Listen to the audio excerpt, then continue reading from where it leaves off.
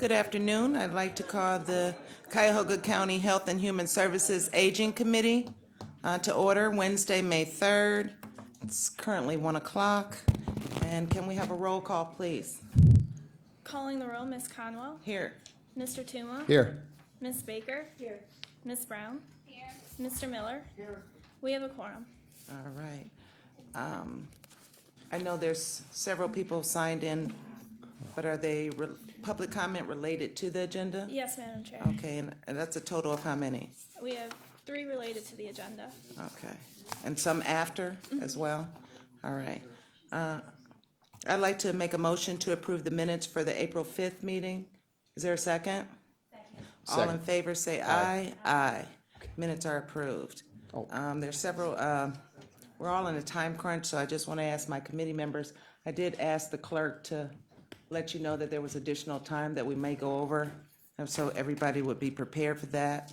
Also, our presenter today, his presentation is 22 minutes, and we want to have adequate time for questions, but I think he's in a time crunch, so is there any problem with allowing him to go first? No. Any directors or anything have to get back to anything? Just letting everybody be able to voice their opinion if they have a time crunch. We have a presenter, and I really want to, I know we usually put presentations after the matters of business. So if there's a problem, speak now. But in terms of Mr. Davis, he was very kind to put off his presentation last committee meeting because we had the State of the County address. And I don't want to keep pushing him back and pushing him back. So last call to speak. All right, we'll go with Mr. Davis first. Mr. Davis, please come up to the podium and present to us. Thank you. Do you have a PowerPoint or anything? Yeah, she downloaded it into the system here. All right. So you'd like to introduce yourself and tell the committee, the Health and Human Services Committee, about what you are presenting to us today. Yes, first of all, let me thank you all for inviting me here today, and a special thank you to Councilwoman Conwell. I showed this presentation earlier, and she wanted me to make sure I presented it to everyone. My name is David Davis. I'm with the Food Stretcher Plus. I'm going to, I have to set this slideshow from the beginning, okay.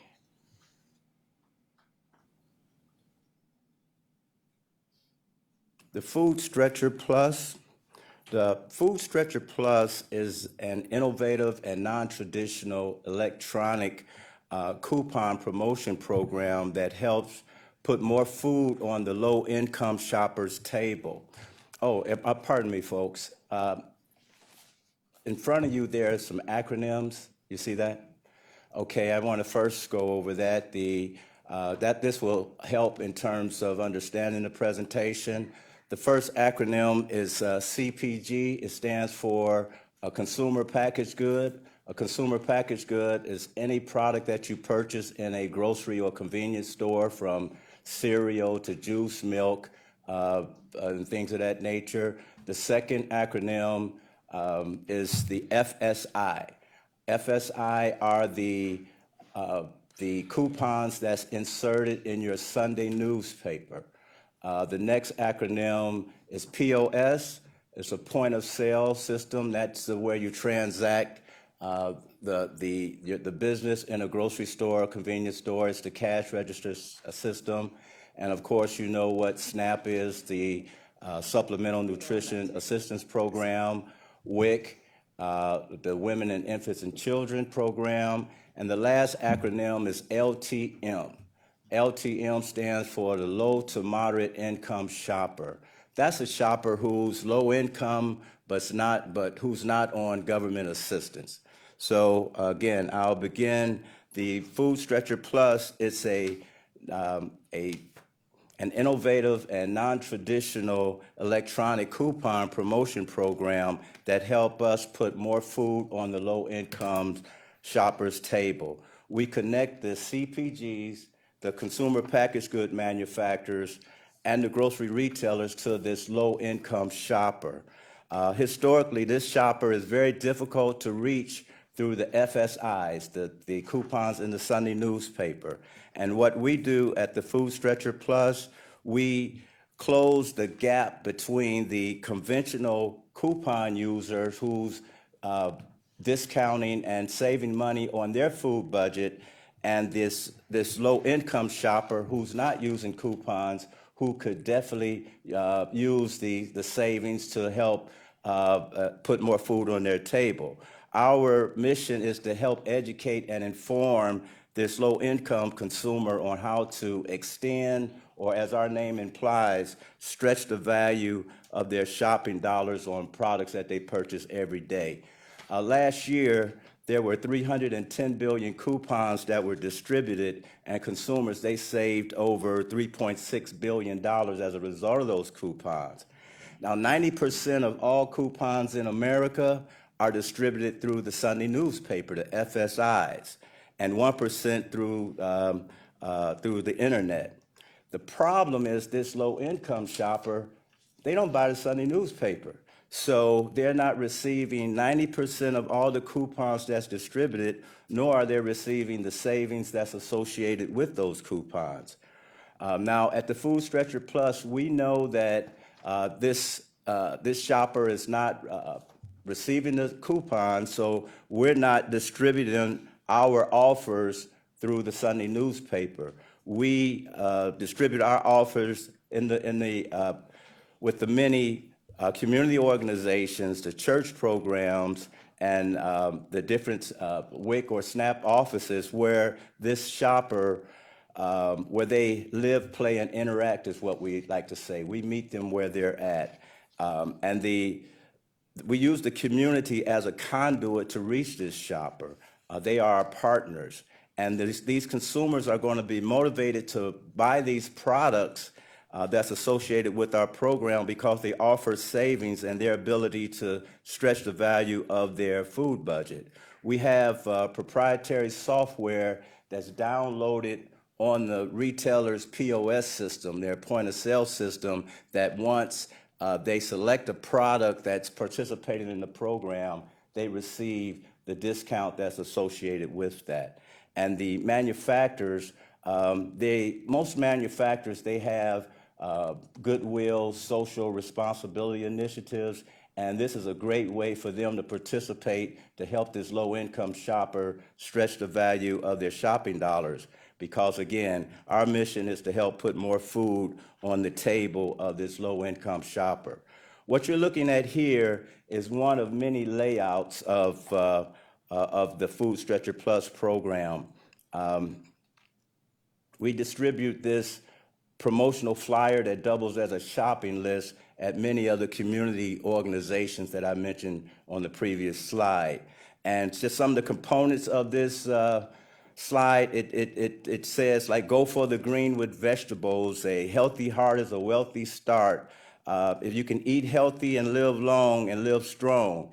But see, the thing about this is that you don't need a paper coupon to receive the savings. If you right here where this barcode is located, this is our unique identifier. That is scanned on the retailer's POS system, and once that is scanned, it alerts the system as a Food Stretcher Plus shopper, and all the products that's associated with our program become live at that time. It's important to note here that we are very conscientious of this shopper having a well-balanced meal for their, the family, give their family a well-balanced meal, but this is not a healthy eating initiative. We do want to have healthy eating products on there, but there will be chips, there will be soda, and things of that nature, because these are the things that they buy as well. Again, we use our community partners as a conduit to reach this shopper.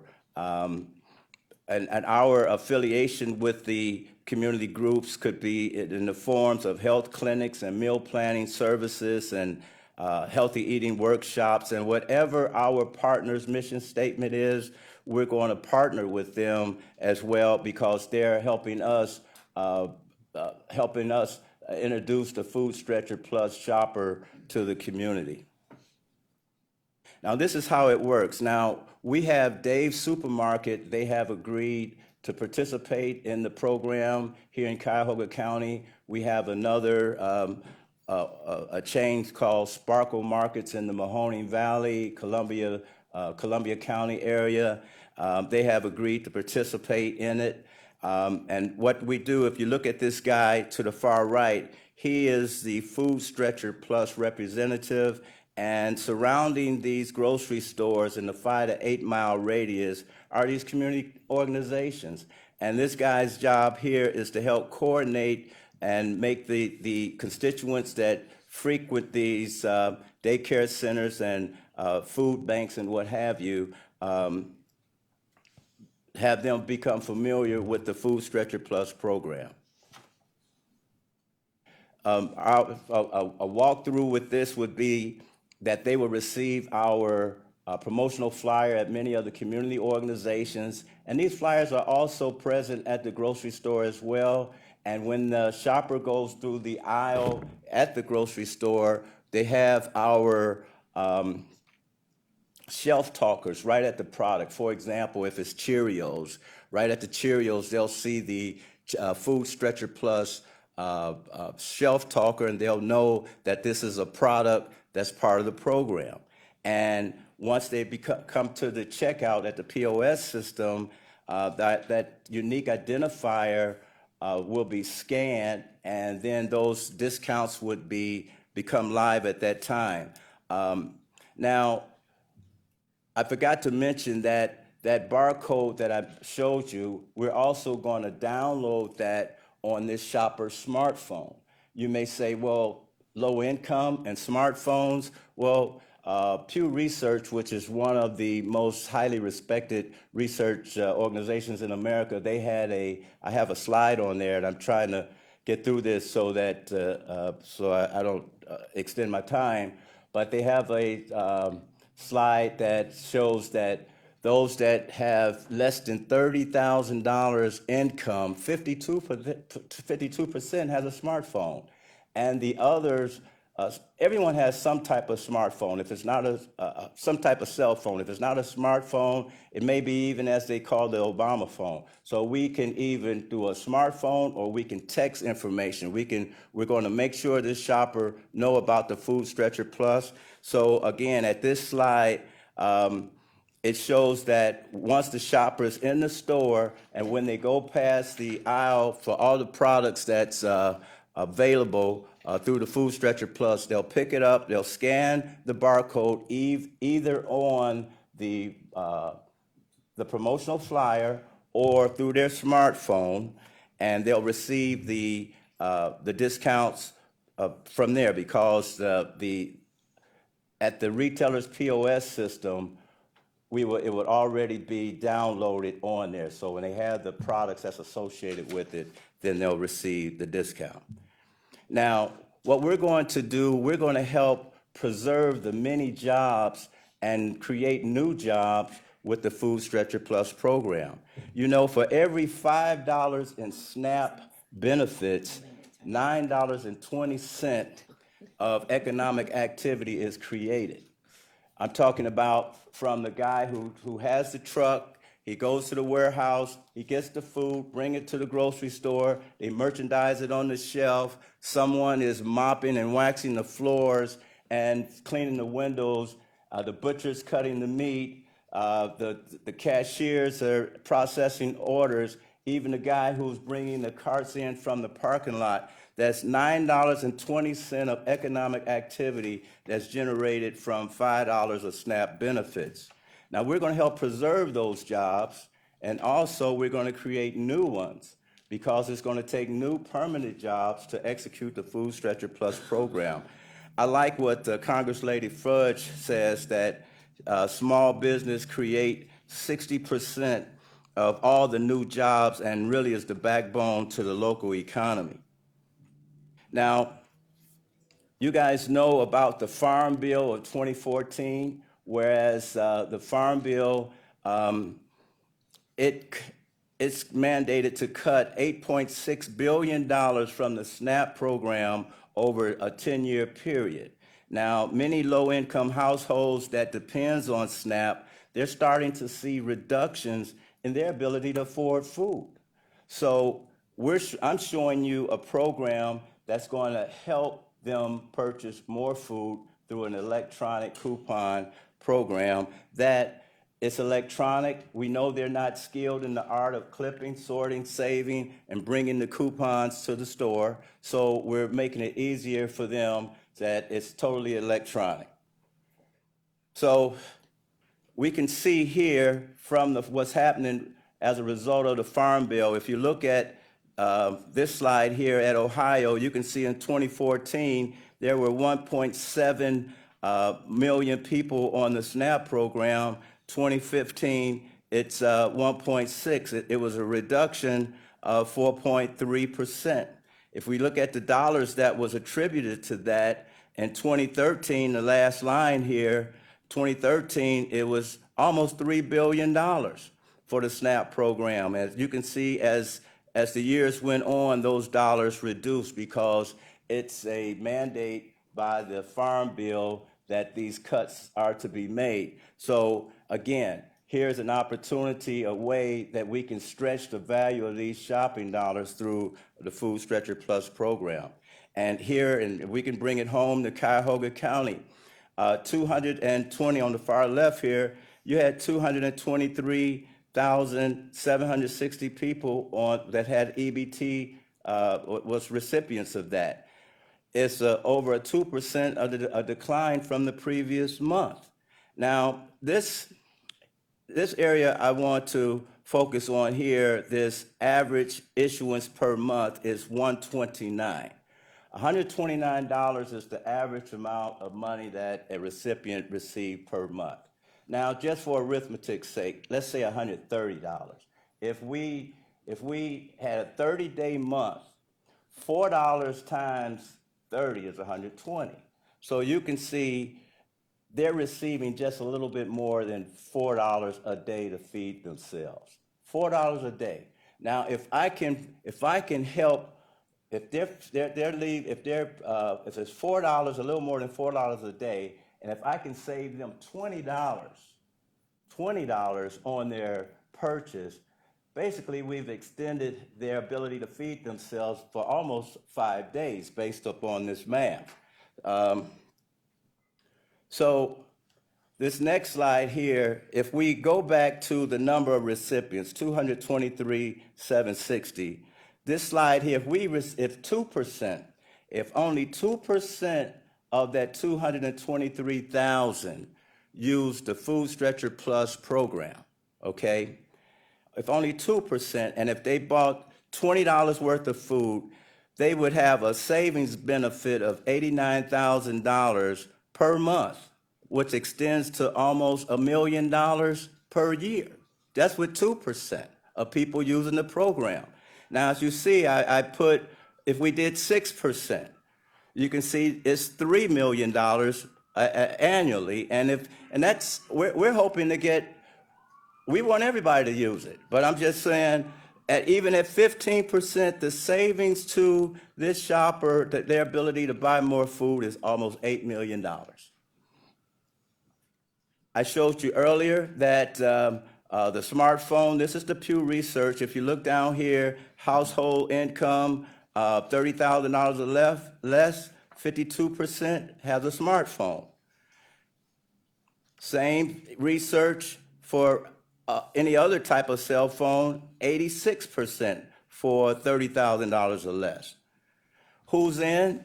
So we have, I started this with Sparkle Markets in the Mahoning County, but Dave's wanted to be part of it, and we want Dave's because the Salzmans has really been great to the community.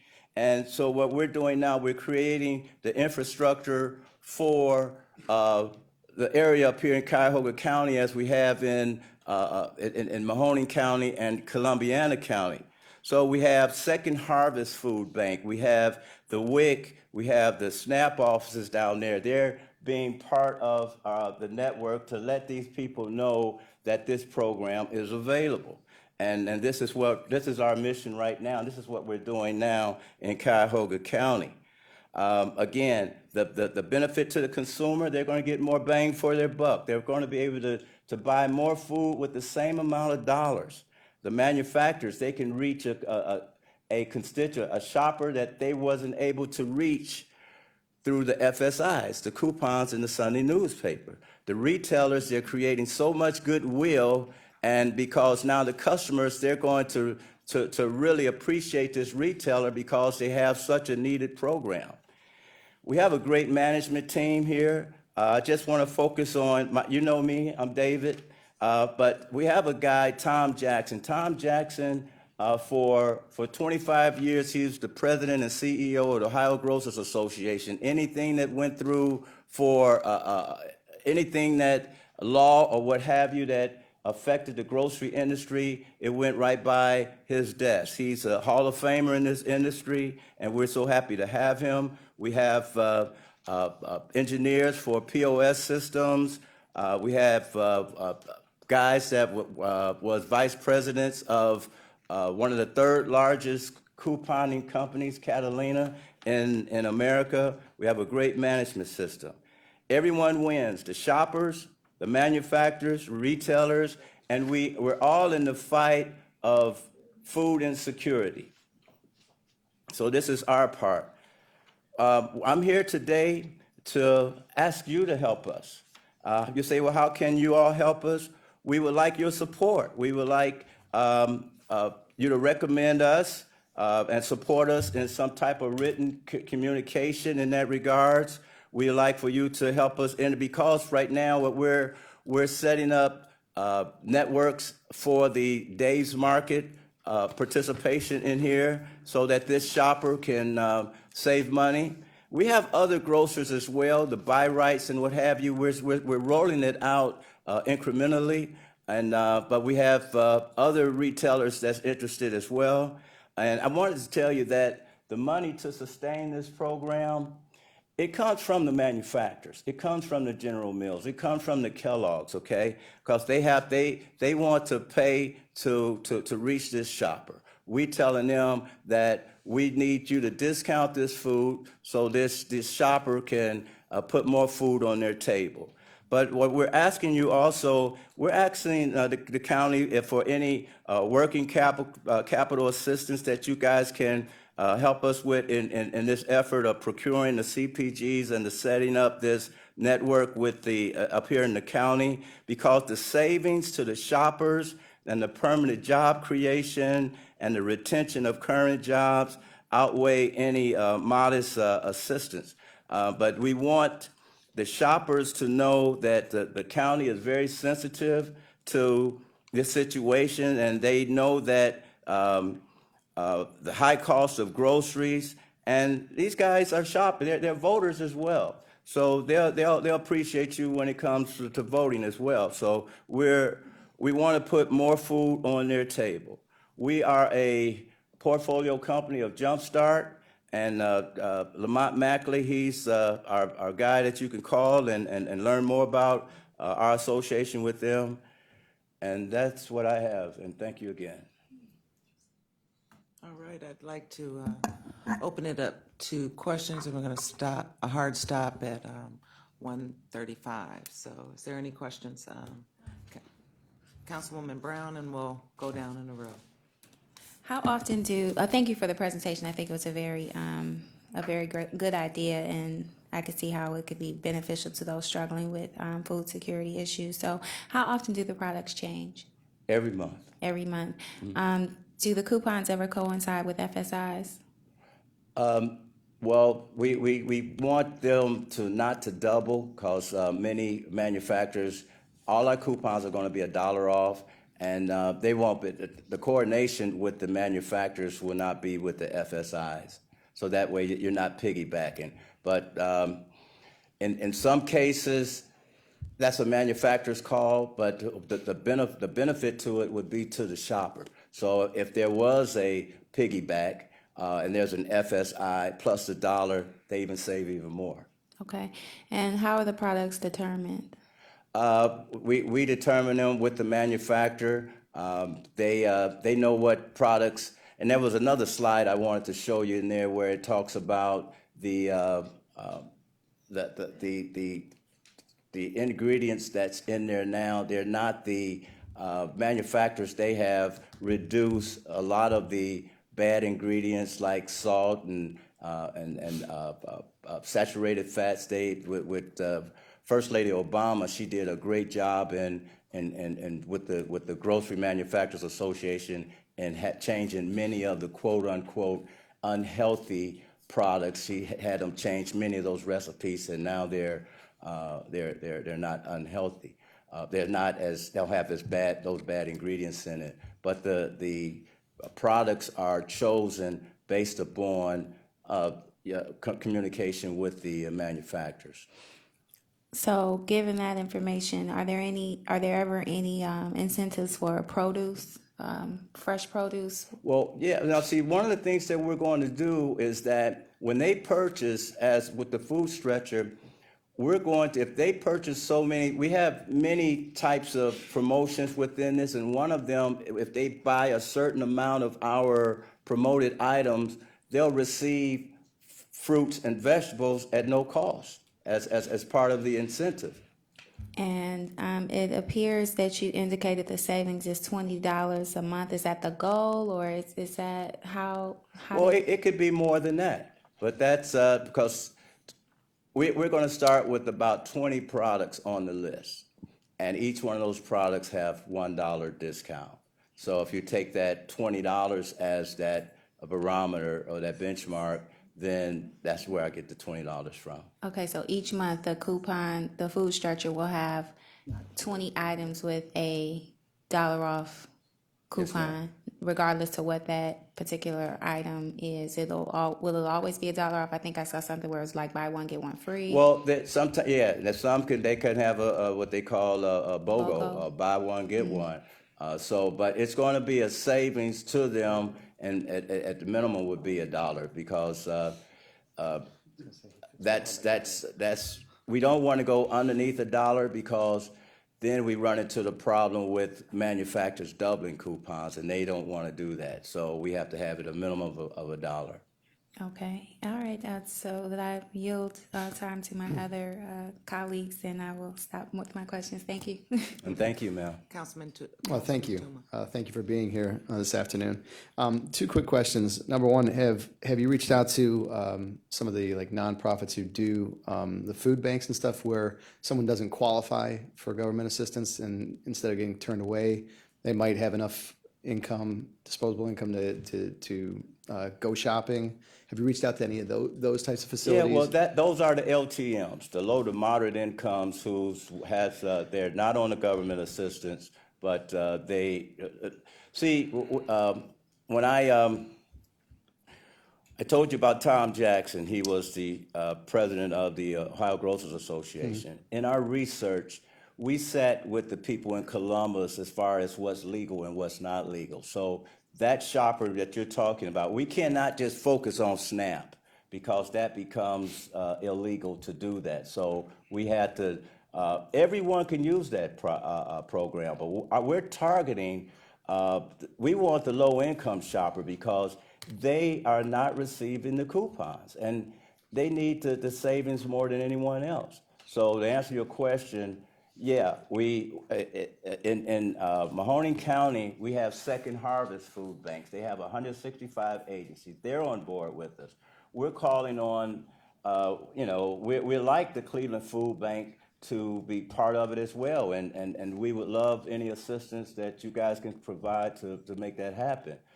Because you see their trucks and you see all the agencies that they're affiliated with, and those are the distribution outlets that needs to. Our guys need to be to let this shopper know that this program is available. Where is your program? What's your home destination? Well, I'm right here. Cleveland, okay, I'm okay. Cleveland. And then, do you have any concern for people misappropriation of the coupons, like people who don't need them using them? I mean, is there any? How do you prevent people who just want two, extra? Well, that's the beauty. That's the beauty of electronics, mm-hmm. because there's no fraud. Because There's no fraud. See, the manufacturers put the limits on there. I don't think they're gonna, a low-income person is not gonna stack up on but they don't have pantries. You know, they live in month to month. So it's not like someone that's gonna load up on a particular item because they have low income.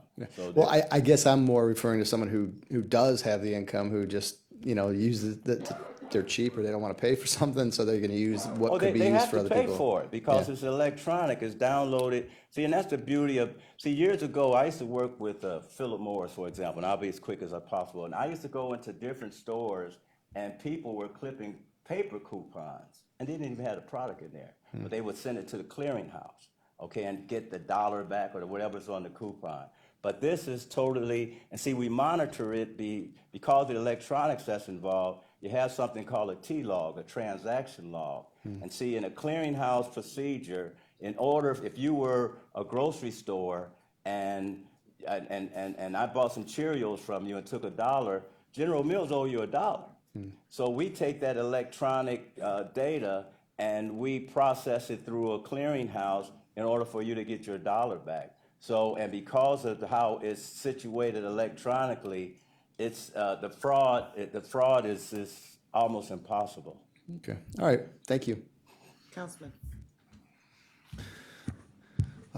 Thank you very much for your presentation. First question is this program up and running, or is it still yet to start?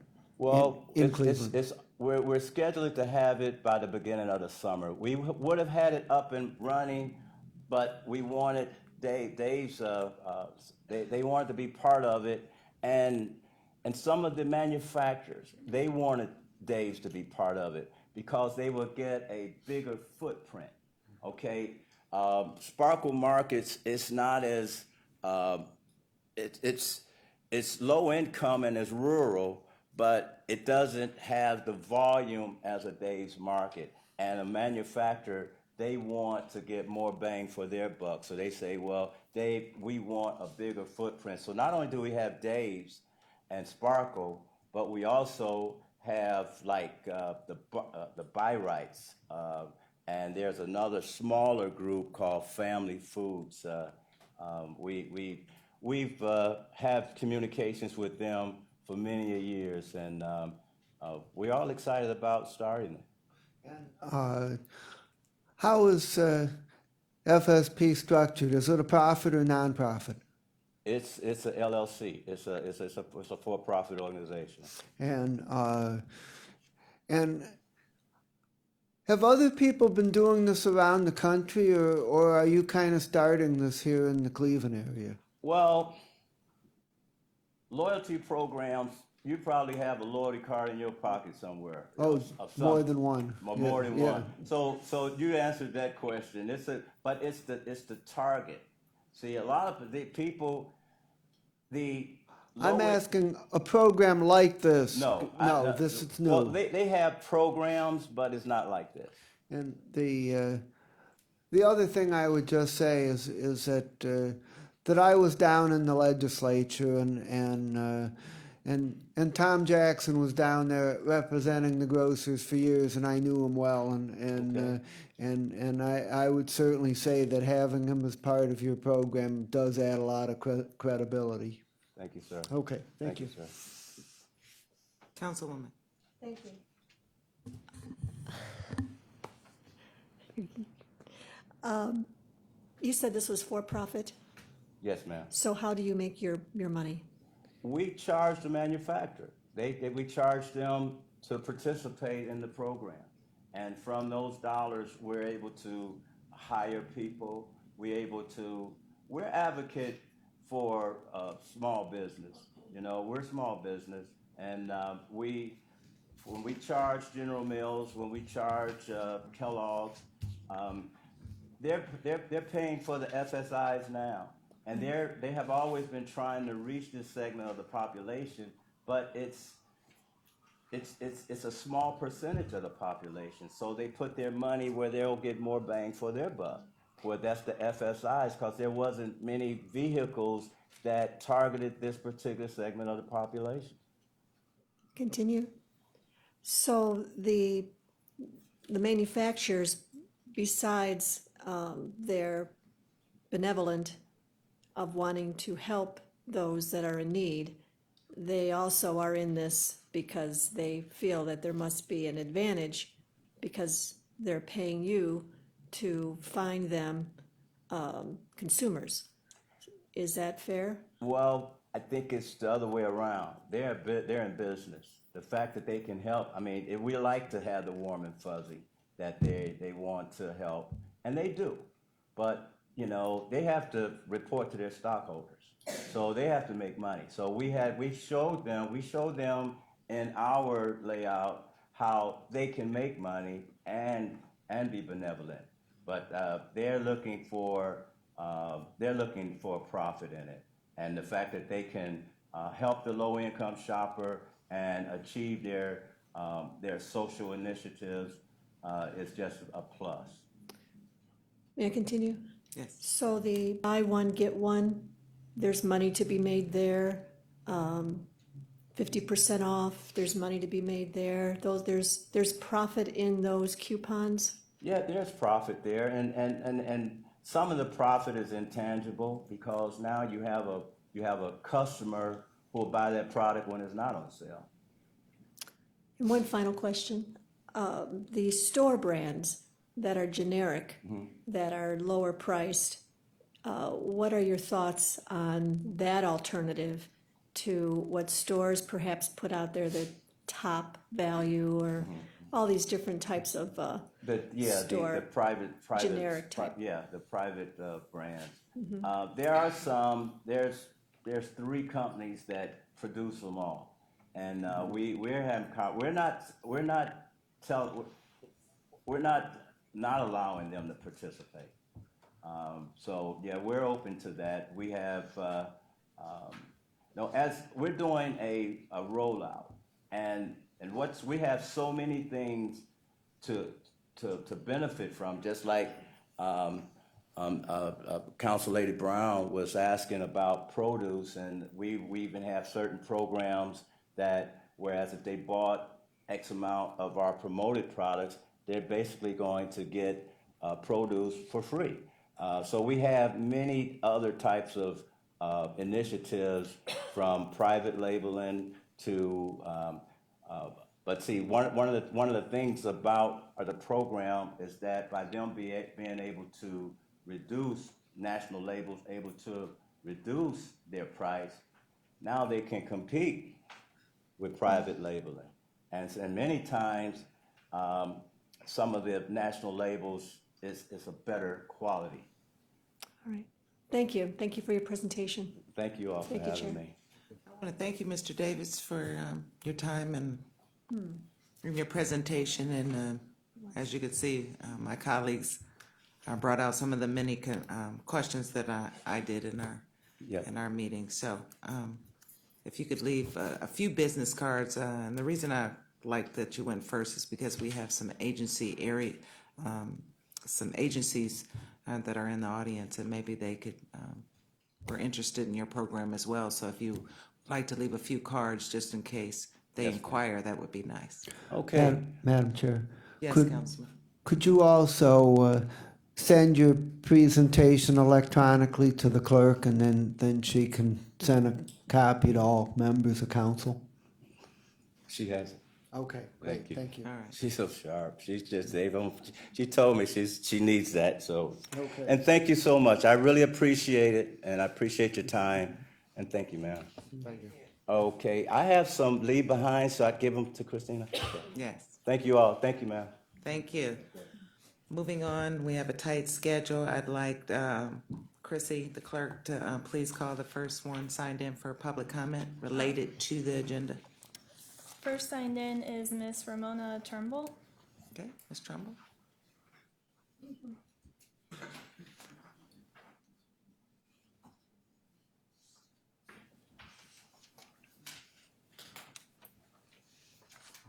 Good afternoon. Good afternoon. This is in regard to the Frontline LMM partnership. And my biggest concern about Frontline continuing as the provider for the women's shelter is a total lack of empathy, consideration, and failure to take responsibility for their actions. I was there. After all the complaints that were made, no one seems to be listening.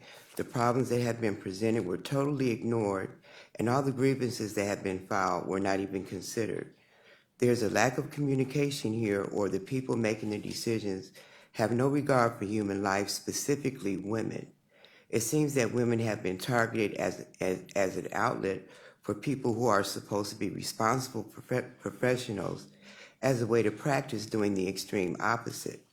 A lot of the women residing at the shelter have children, and they don't want to be a burden, or they don't want to be a burden to their families, or possibly running from domestic violence with nowhere else to go.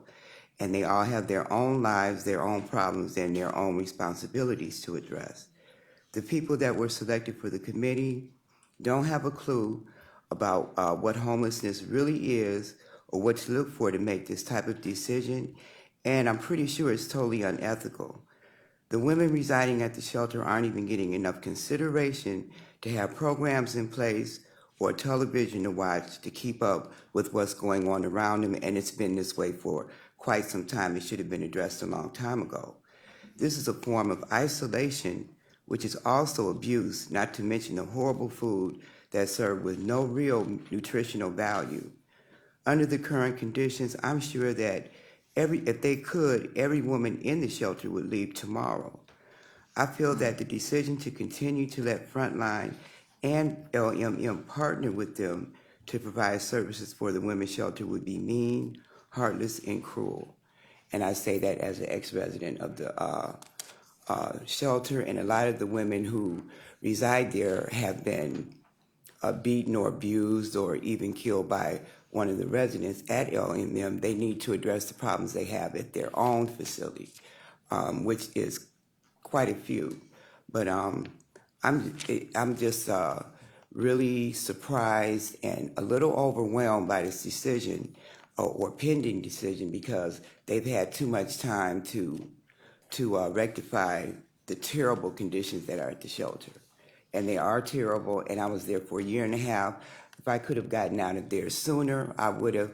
I didn't have any support. Had no communication with the staff, like a real conversation. It was really, really demeaning. It was really hard to cope, and I am a professional myself.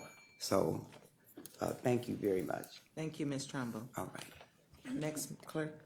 Next, Mr. Brian Davis.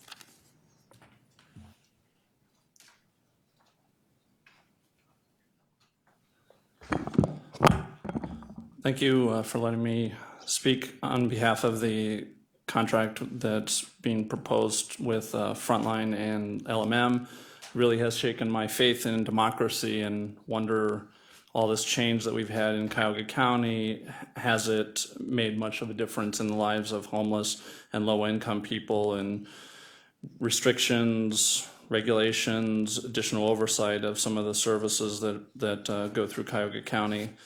And you have all the facts available to you, but the committee didn't seem to take them into account. You have the length of stay between the two providers who applied, the overcrowded conditions without a plan, the hundreds of complaints that go unanswered, the large number of EMS police calls, for example, 2 per day at the women's shelter, while Metanoia, one of the partner agencies, had 5 the whole winter this last year. Recidivism rate, the number of discharges to homelessness or to nothing, and the number of suicide attempts between the two providers. And yet you're still recommending a far inferior contract with Frontline. You're not even saving money for the county. The Frontline proposal came in above the Westside Catholic proposal, and so it just doesn't make sense to me. You have plenty of anecdotal information. In fact, 2 of the council members stayed at the shelter and had to see the overcrowded conditions and the inability for many disabled people to find help at the facility. You had hundreds of complaints. You had a petition submitted asking that the contract go to Westside Catholic. You had a website detailing all the problems. You had many women testify here and go to Channel 5 risking eviction from the facility and bravely testifying. So I have a few questions I hope you can answer today. One, 78% of the women who stay at the shelter are African American. So was it fair to have a committee that gave the contract to Frontline made up of 8 white people and 0 African Americans? Was it fair to have 2 individuals on that committee who had a long history of involvement with Frontline and not with Westside Catholic? Will there be additional oversight or special conditions placed on the contract by the county to avoid future problems? Will the county start taking complaints about the shelter to assure that an impartial entity is addressing those complaints? And with all the problems that have been reported here, do you just not believe the residents, or do you just not care about their concerns? A house divided cannot stand, and putting these 2 agencies with fundamentally different philosophies of how to serve homeless people is only going to complicate the already difficult, volatile situation over at the shelter. There is going to be a tragedy over there. It's just a matter of time. And I hope that somebody in the county then takes responsibility for the trouble that comes from there. Thanks. Clerk, who's the next speaker? Next, Miss Rosie Palfy.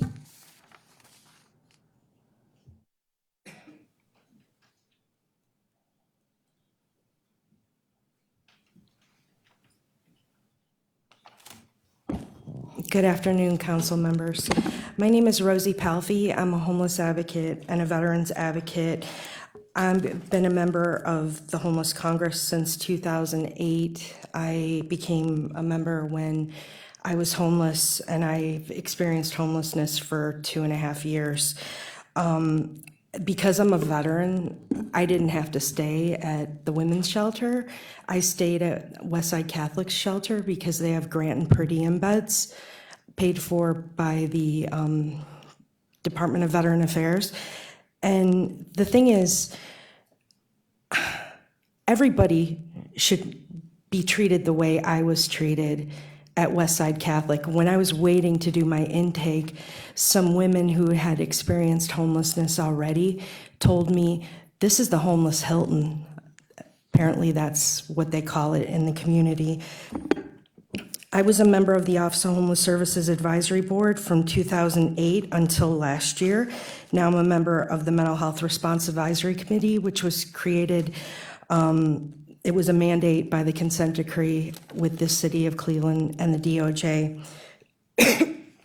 There has been no transparency in this process whatsoever.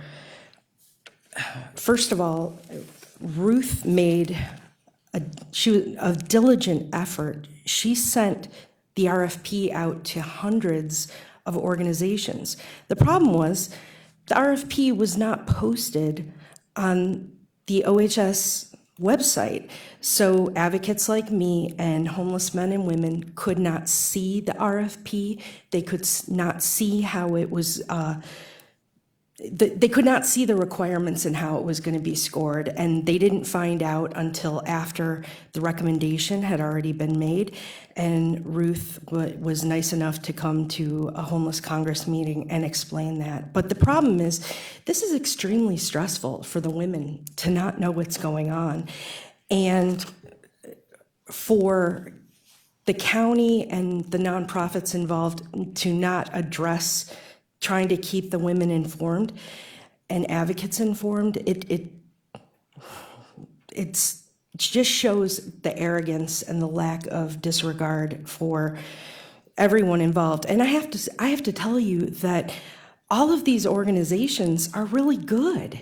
The problem is we have not, even as an advisory board, talked about the problems at the women's shelter. We have not had a working group.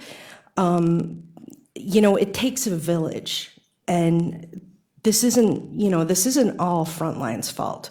There are a lot of legitimate criticisms, but the fact that the continuum of care doesn't even know about the problems that are going on.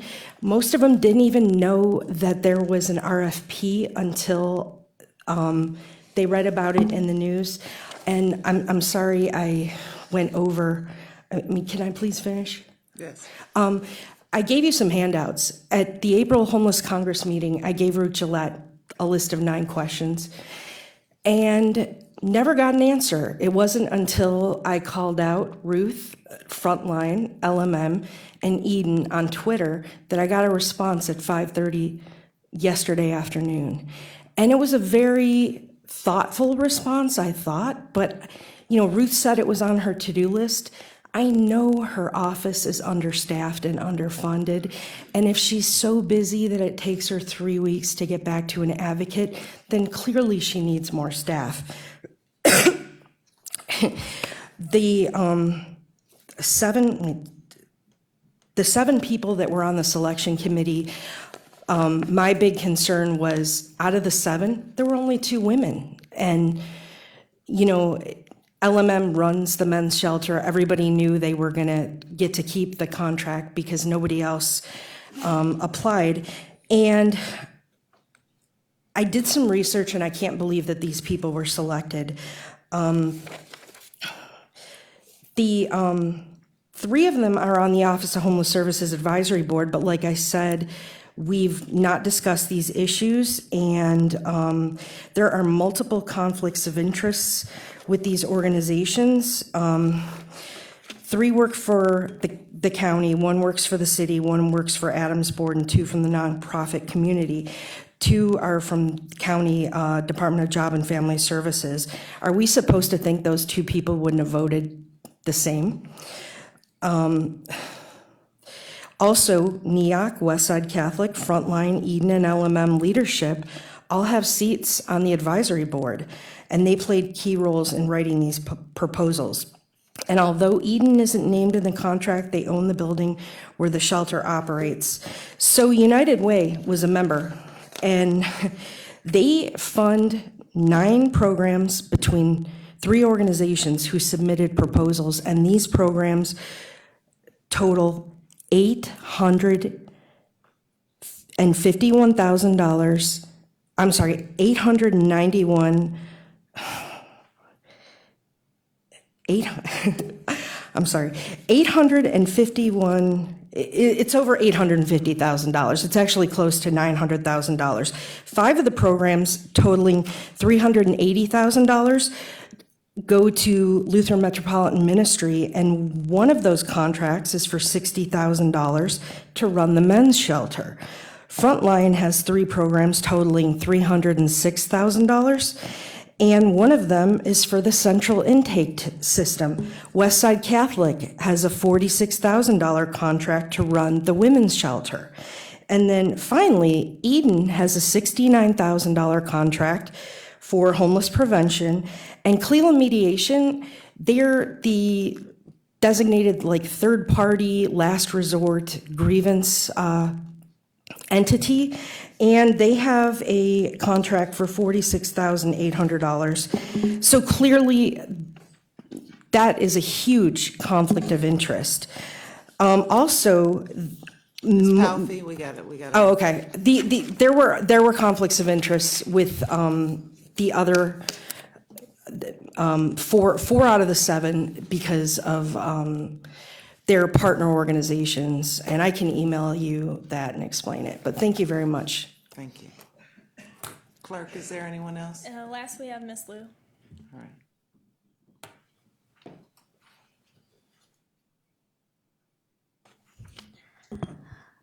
Good afternoon. Good afternoon. Even the afternoon is good, but our situation here is extremely bad.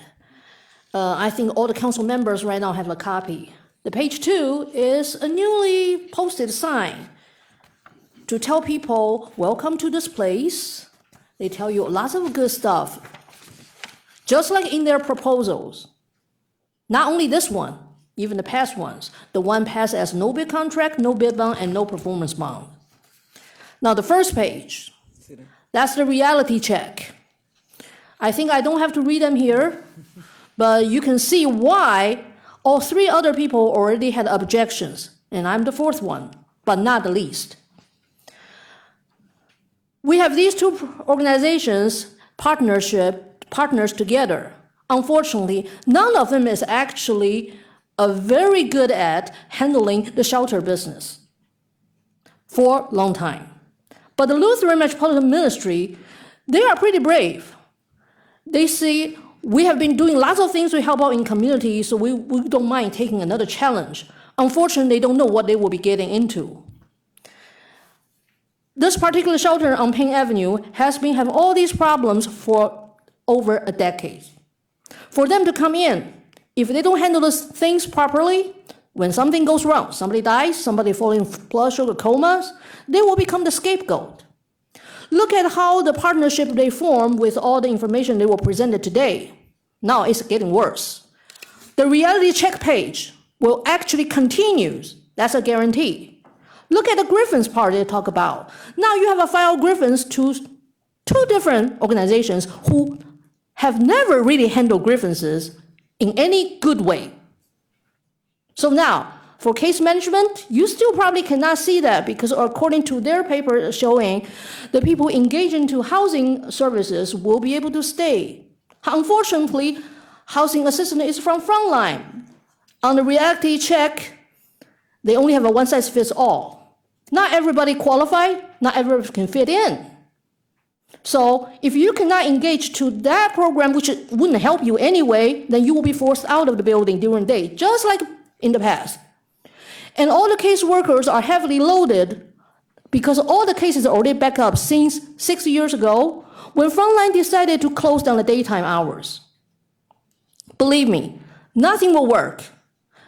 Today, their presentation and their papers already show something very impressive, just like what they did in the proposals. But have they done anything really like what they described in the proposal and get the same result? No. This is why I have this reality check. I composed it, and somebody else did put in a couple of words in there. But I composed it. Thank you. Thank you. Clerk, if you could read is that all for the speakers right now? Yes. Can you read the first item into the record? Resolution 2017-0074, making awards on requisition number 37121 to various municipalities and providers in a total amount not to exceed $3,418,136 for various services for the Community Social Services Program for the period 1/1/2017 through 12/31/2018 as printed on the agenda. Good afternoon. I'm Paul Porter, representing the Division of Senior and Adult Services. We're here to recommend awards on RFP 37121, which was released last July. This is our funding for the Community Social Services Program, our Senior Center funding for 2017 and 2018. Overall, we're looking at $3,418,136 in awards over that 2-year period. We're looking at funding 28 different providers that submitted proposals. Everyone who submitted a proposal for this RFP was funded at least in some part. At this point, we're recommending that we increase our roll of providers by 9 and adding 10 new sites versus what our 2014 contracts were. And for existing providers, we're also recommending that we add congregate meals for the cities of Euclid and East End Neighborhood House, and then adding adult development as a service for the Catholic Charities Hispanic Senior Center. And overall, we've got 6 new providers we're recommending awards to this year. That includes the Catholic Charities Fatima Family Center and St. Philip Neri, the cities of Bedford Heights, Brecksville, including the RIBS Collaborative, which is North Royalton, Independence, Brecksville, Broadview Heights, and Seven Hills, with the city of Brecksville as the lead agency, the city of Solon, and then Elder Care Services Institute, an adult daycare program run by the Benjamin Rose Institute. This will give us representation in every county council district with the exception of District Number 1. And in terms of what we're looking at offering awards for compared to the demand, we received proposals for just over $7.21 million worth of services, but we were able to fund $3.4 million. So that does leave a gap of approximately $3.8 million. To put it another way, we're funding 47% of the proposed services that we received. I do want to acknowledge a few of the funded centers that came here today and are willing to give you brief testimonials about the impact of this funding on their centers. We have representatives from Fatima Family Center, from Catholic Charities, from the city of Strongsville, from Rose Centers for Aging Well, and from the Westside Community House. Want them to come up All and right, say absolutely. whatever order they'd like? Sure. Would you like to come up, Legina? Good afternoon. Good afternoon. On behalf of Catholic Charities Fatima Family Center, I want to thank you for the funding opportunity that you have allowed us to have. We are a new grantee, and our funding in the amount of $18,240 will help with our adult development. We are aware that isolation for seniors is the health equivalent of smoking 15 cigarettes a day. This funding has impacted some 80 seniors immediately ages 55 through 90 years of age. They're receiving a continental breakfast and a hot meal for lunch. Their socialization has improved through yoga, chair yoga, walking, Bible study, quilting, storytelling, table games, live music, health education workshops, and monthly outings.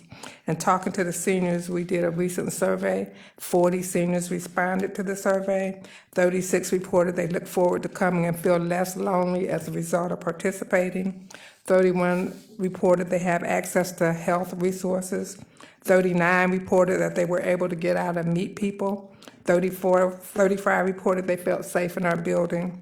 We have a strong partnership relationship with the Art Museum, Cleveland Clinic, Roots of American Music, and Broadway Music School. All of these are adding to the adult development program that we offer. Once again, thank you for your support.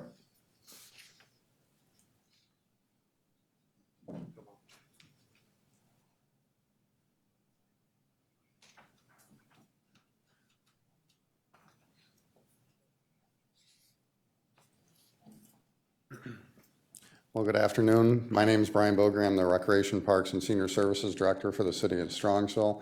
And this is Kathy Sasma. She's our Senior Services Coordinator. I'd like to thank you all for the opportunity that you've presented with us with the grant award for the Strongsville Senior Center. Budget-wise, it's helped us defray some costs for some major repairs that we had to do over the last year. And we've also been able to start the process of doing some refurbishments to the senior center as well as a result of this award. So that money has helped in those two areas, so I'm grateful for that, so I thank you for that. And Kathy would like to touch on some of the testimonials that we have for some of the residents that are participating in the program. Thank you. One thing I want to note is as people became a grant participant, we had the assessment to go through. That assessment allowed us to identify a significant number of our members who were at need. They could be immediately referred to the benefits bank, and they could get some of the needed assistance they needed for food and utilities. One thing I can honestly say is that this grant has made our seniors more aware of their physical fitness. These are some programs that we were able to offer through the grant, and as a result of the grant, our SMILE program, so much improvement with little effort. The participation in that had increased 33%. We have another class called functional training that is Monday, Wednesday, Friday. It helps the seniors increase their core strength to help them perform their activities of daily living a little easier. That class had skyrocketed with an increased participation of 162%. We were also able to add a express circuit that is offered 2 times early in the morning at 7:30. Our seniors typically are not early morning people, This program allowed us to capture the younger senior, more physically fit. That's been very successful, and we also have initiated a walking group as well. Cognitive programs, we have never been at a loss for cognitive programs. We offer educational programs, cards, pinochle, bingo, mahjong, etc. One thing the grant had enabled us to do was we developed a relationship with the Western Reserve Historical Society. They have done programs on Euclid Beach, shopping, the Fab 50s. Upcoming, we have a program on Elliott Ness in Cleveland, and these have been extremely successful. As far as transportation is freedom for our seniors. This has enabled some of our seniors to ride at no charge, which has, I actually had one woman call me crying on the phone because she was not going to have to pay for her transportation, and this allowed her money to do some other things. Another comment was, this woman, the transportation is her freedom. She does not feel like she's locked in the house anymore. Another comment is, and this came from several people, is that because of the grant, it has enabled them to take advantage of more opportunities than they would have been able to before. Thank you. Thank you.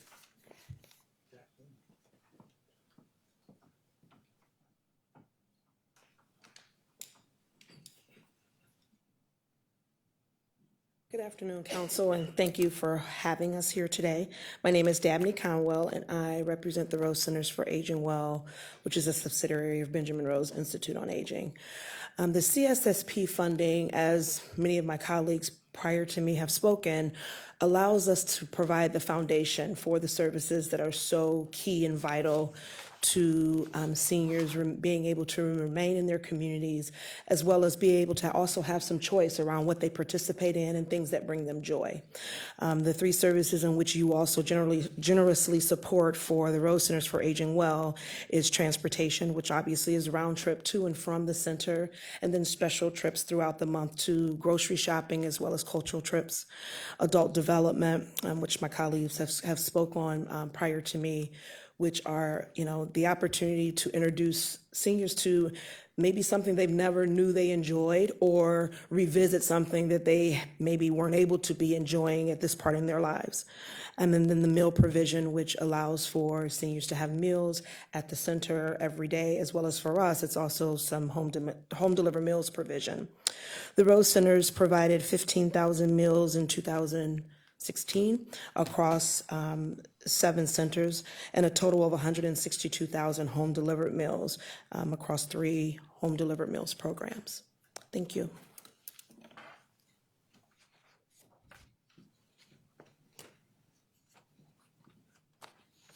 Hello, council people. Dawn Colagraph, Westside Community House. And thank you, first of all, to Cuyahoga County for supporting Westside Community House's senior center since its inception in 1976. So we were one of the first senior centers funded from Cuyahoga County, Title 20 funds.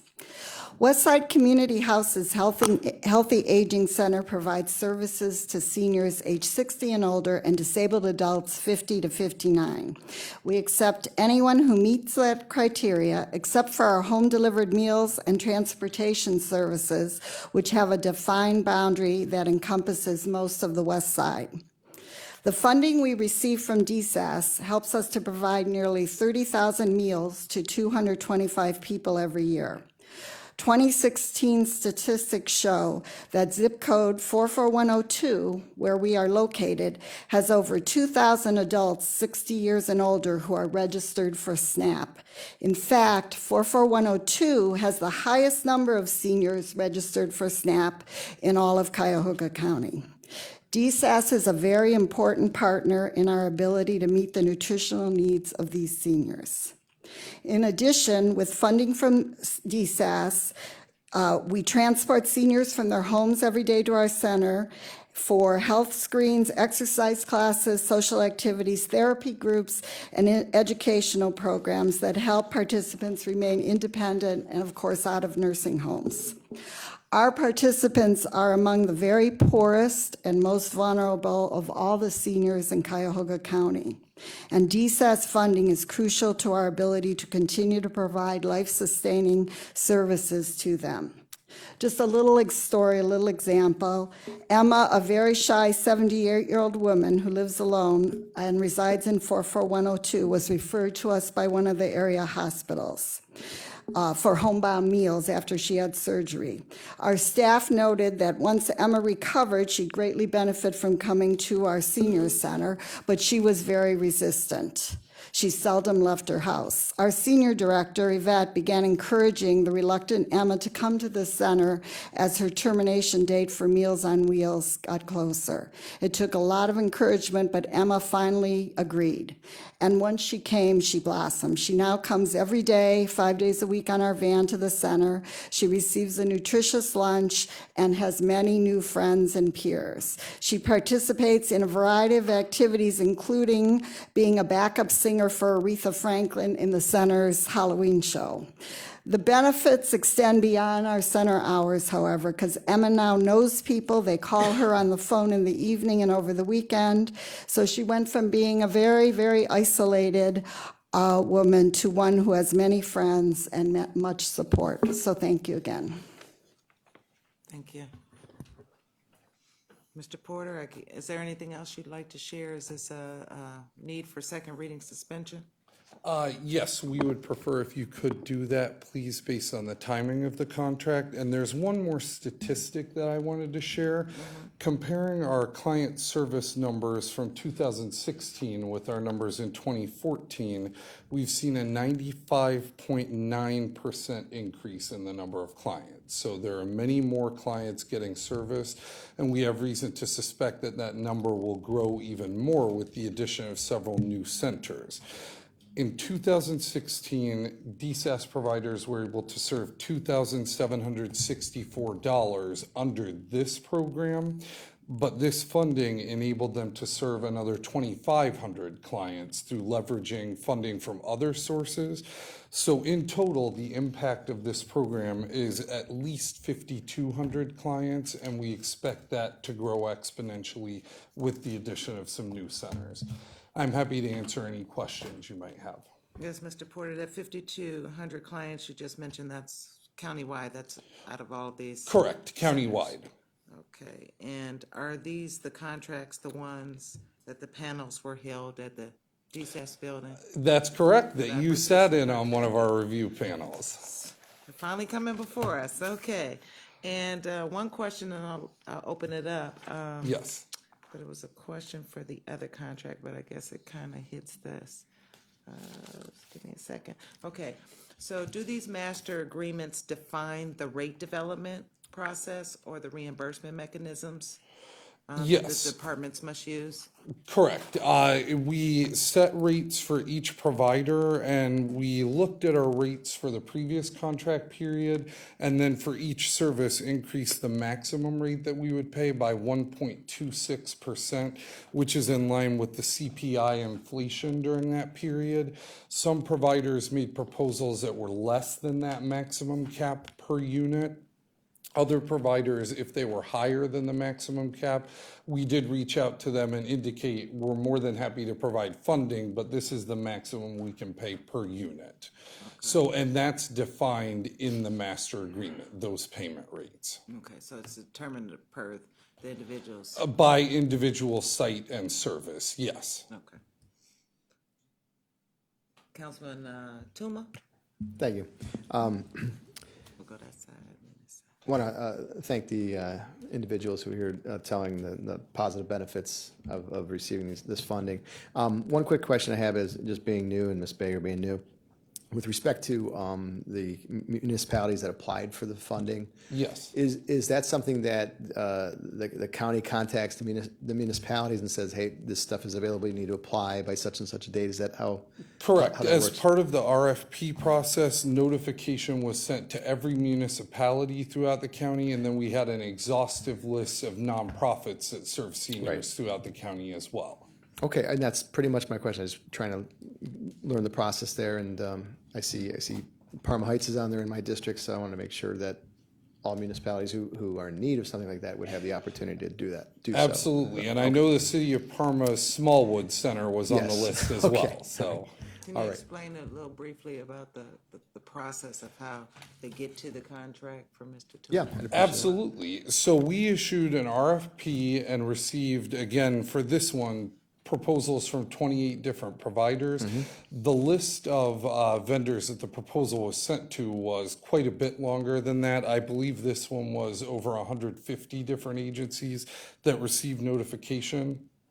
So the proposals came in, review panels were formed to look at each proposal and break it down by service as well. So if a provider proposed 3 different services, let's say meals, transportation, and activities, they would have been reviewed 3 separate times, and the award determined based on how they scored on each of those proposals. Right.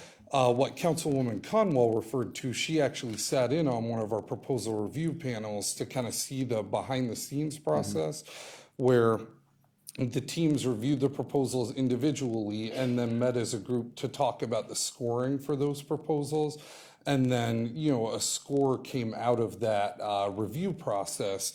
And fortunately for this RFP, every provider that submitted a proposal received funding in at least some form. Right.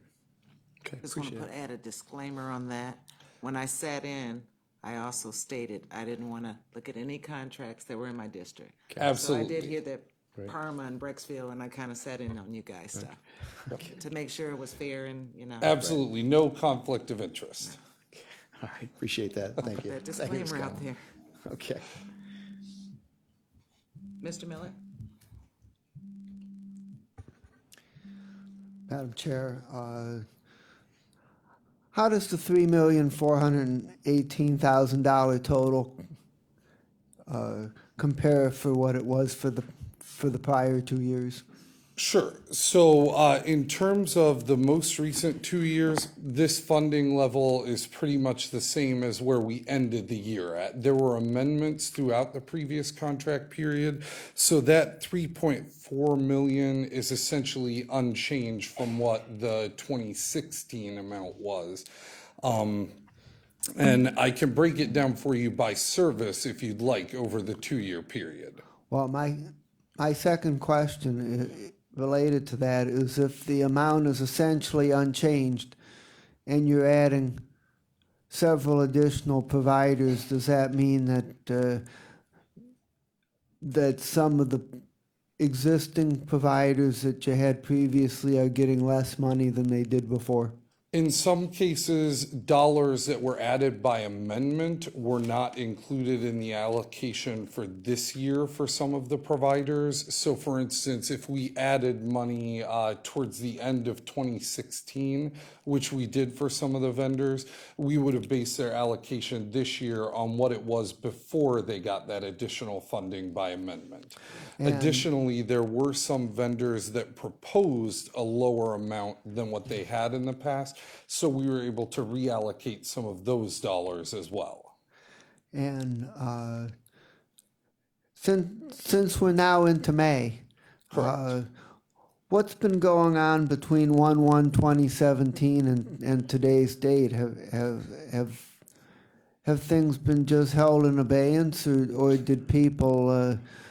Are agencies providing services in anticipation of this being approved? How is this being handled? Agencies have been providing services and no payment has been made for services up to this point.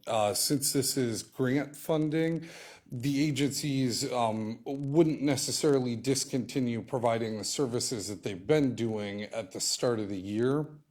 And this funding does not make up 100% of any of the agency's budgets. So no payment has been made up to this point, but I would say the providers are hopeful that the contract would be approved with a 1/1 start date. Typically, what percentage of an agency's budget would this cover? That varies by agency, and I don't have statistics on that to be able to speak to. That's not something necessarily that we track as part of the review process. I can try and do some homework and get back to you on that, though. I would appreciate that. Just kind of a ballpark range would be sufficient so that I get some sense for it. Sure. Okay. Thanks, Madam Chair. All right, Councilwoman Baker. Thank you. Question on the language.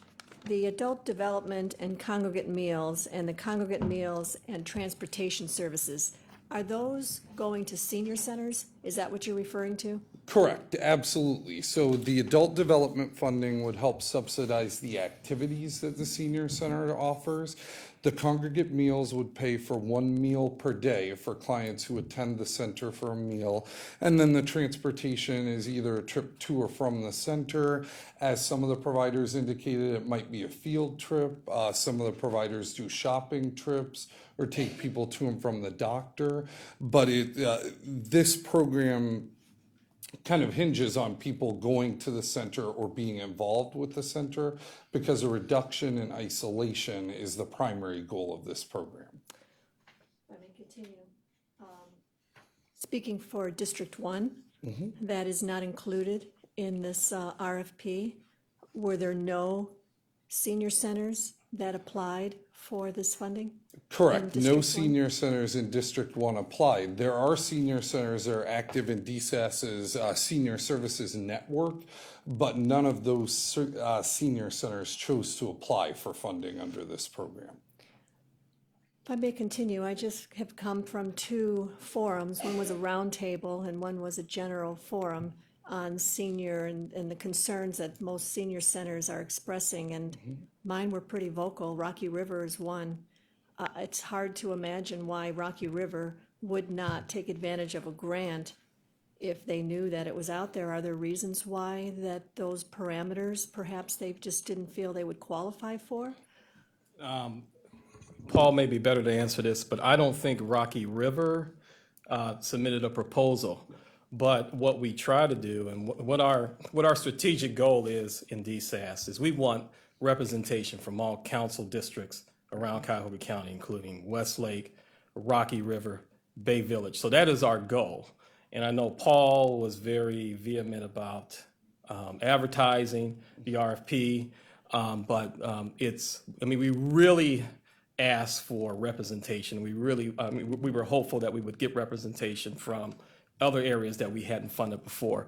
We did fund 6 additional centers, particularly Solon, which was not funded prior. The city of Euclid, which was really having a food insecurity issue, we were able to address that. But it is our goal, Councilwoman Baker, that all council districts are represented, or at least represented, are having an opportunity to secure funding.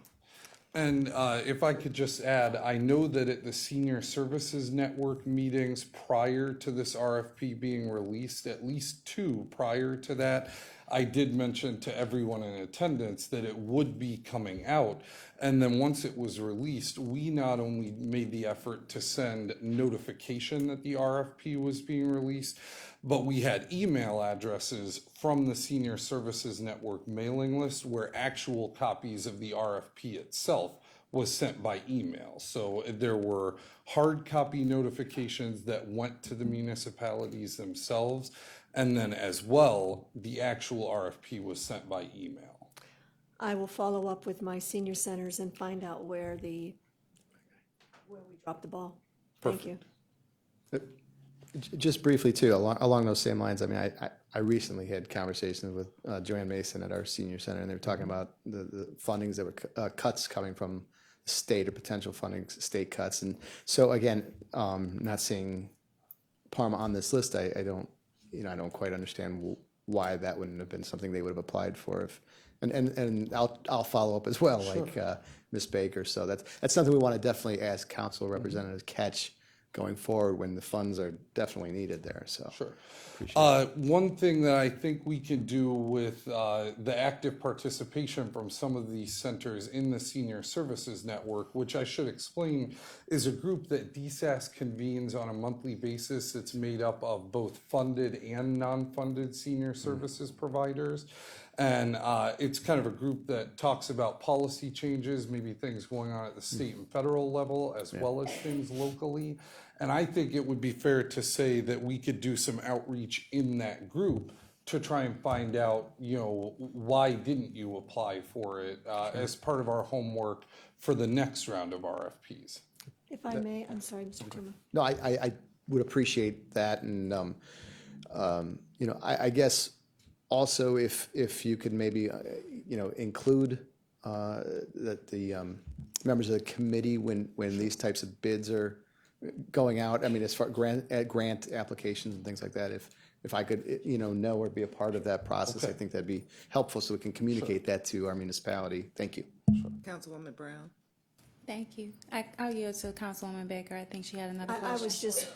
was just going to say, I agree with Councilman Tuma that I would appreciate a heads up when you have this. And it's not customary for my district not to ask for grant funding. So it is highly unusual that this would be something that they would have missed. So I would appreciate, I'll go back to them and find out why that is. Absolutely. And I appreciate, thank you, Councilwoman. Thank you, Madam Chair. Historically, is it our effort to attempt to fill all of the applications? I know we can't fill the funding, but to at least supply some dollar to the applicants? As much as we can, as long as they submit a credible proposal. I mean, we have in the past, there have been proposals that haven't necessarily received funding. There were examples where we had providers that may have been strong in one area, not as strong in another. So you could have seen one senior center that submitted for 3 services and only got funding for 2. In this one, we were pleased with the proposals that were submitted as a result of the RFP. And again, we were able to fund all of them to at least some degree. This kind of goes along with Councilman Miller's question a little bit. The newly funded centers are funded at a bit lower of a level than some of the returning centers that have an established client base already receiving DSAS funding. And that's, again, we had to work within the constraints of the funding that we have allocated to this program. So, Understood.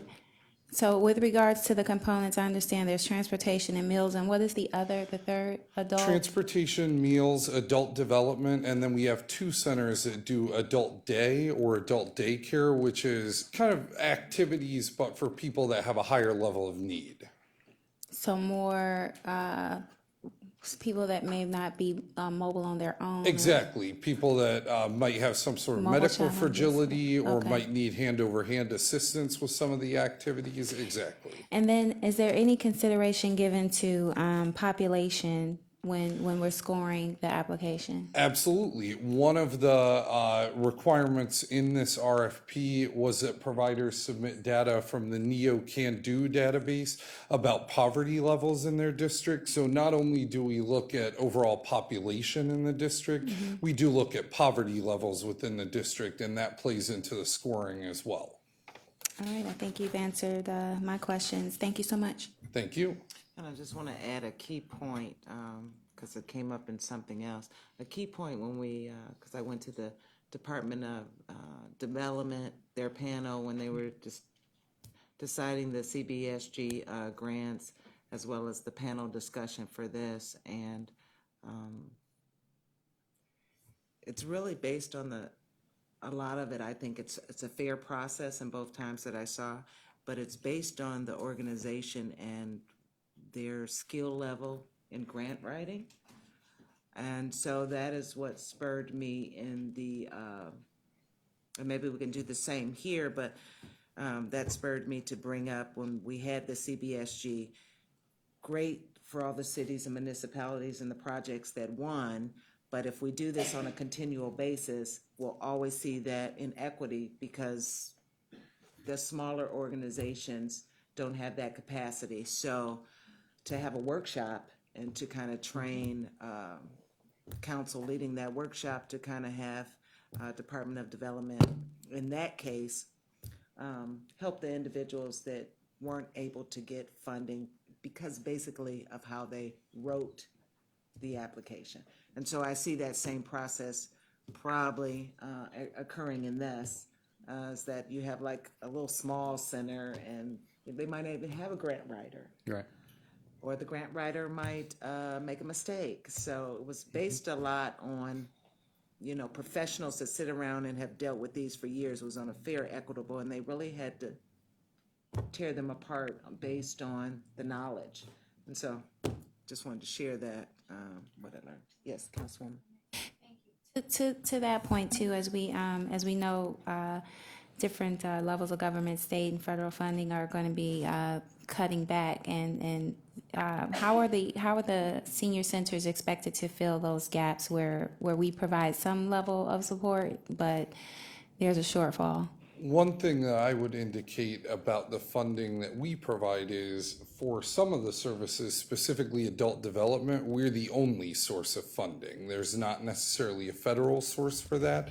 One example where there is a pretty good collaboration in funding would be the congregate meals. So federal funding comes down through the Western Reserve Area Agency on Aging in our area. And some of the providers pay for part of their meals with Western Reserve funding, part of their meals with our funding. So that's one where, you know, we could see an impact. If there's changes locally, adult development would see the biggest impact. If there's changes at the federal level, I would predict that meals would see the biggest impact if those are cut at the federal level. Okay, I know that Dr. Jones had put forth an initiative to collaborate with the senior centers, some collaborative efforts with senior centers, and I applaud you guys for that. And I think that is a super initiative to address some of these shortfalls and ways to try to overcome some of those financial challenges. I guess the question would be what and how are we planning as we begin to have a larger senior population and less resources to navigate these type of programs to ensure that the seniors are getting the services that they need, even though we're going to have some limited resources. What are we doing to kind of be proactive in that area? Well, the challenge is clear. There's obviously a potential reduction in federal dollars. And one of the biggest areas that we view as a reality is food insecurity. And food insecurity, when seniors are healthy and they have a nutritional diet, they're less likely to go into long-term facilities. So it's incumbent upon the divisions within Health and Human Services, including Cuyahoga Job and Family Services, that we ensure that we are not pushing, but ensuring our seniors are connected to food assistance, connected to viable programs, and also really, quite frankly, connected to some of the innovations that we have in our community, working with the Cleveland Food Bank. Benjamin Rose Institute, as you that presented earlier, has a wonderful program that involves the Cleveland Food Bank. So we're hoping through innovation, we're hoping through coordination and partnership with Cuyahoga Job and Family Services and our other health and human services agencies, that we can augment the potential reduction in loss of food and loss of service. So it's going to be incumbent upon us to really think from a partnership and a collaborative perspective, not only in the aging community, but within Cuyahoga County, to really augment that loss. So that is our initiative. That's our goal going forward. And, you know, I just wanted to say, if you don't mind, Madam Chair, I wanted to just address, Dale Miller had an excellent question about the difference. Was there a difference in funding? And just to show you the offset, because some of you may question, how are you able to fund 6 additional and the funding didn't change? Well, in 2015, our funding was at $1.5 million to fund our community social service program. Thanks to council, that number had increased from 1.5 to 1.7. So originally we were a little over we were like 3 million. We had an additional 200,000 both ways. That really helped us to serve more seniors and to expand our services to newer communities. So I just want to say thank you to the council, but answer Councilman Miller's question about was there a difference in funding? So in the last biennial, we were at 1.5. This biennial, thanks to council, we were at 1.7. Thank you. And on that point too, with regards to the amendments, Mr. Martin, that we made historically, should we anticipate that coming up in the future? I mean, realistically, because I think if I understood correctly, those amendments are not accounted for in these dollars, and so I would expect that somewhere, somehow, that money is going to be requested at some point. Yes, we are, all divisions in Health and Human Services are preparing their ask. In addition to some of the cuts that we are being asked to make with preparation of the managed care tax decrease. But there will be an opportunity as we go through the budget process. DSAS, like every other Health and Human Services division, will have a list of asks, and that will be part of it. Councilwoman Baker. Just one final question to be clear. When you say the city of Brecksville, city of Strongsville, city of Olmsted Falls, are you communicating with the mayors, or are you communicating with the senior services director, or both? It depends based on the municipality. In a lot of cases, it's communication with both, but what we prefer is to have the mayor be a primary point of contact, because especially as we're updating mailing lists and things like that, that's something that we can consistently look up on the city's website, or call the city to find out who the current contact would be. And that changes, I suppose, a bit more consistently than something like a senior services director, which might change a bit more often than an office like that. If I may just follow, I think that the direct line should be maybe considered to be the senior services, and I'm not sure it matters who the director is, only that there is a director. Sure. And so getting that information to the director of those services along with the mayor, but I would think that the closest person that would be writing the grant that understands the needs would be the director of the senior services. So I would ask that perhaps you give that some consideration. Absolutely. All right, with no further questions, moving on, and you stated, Mr. Porter, the second reading suspension is the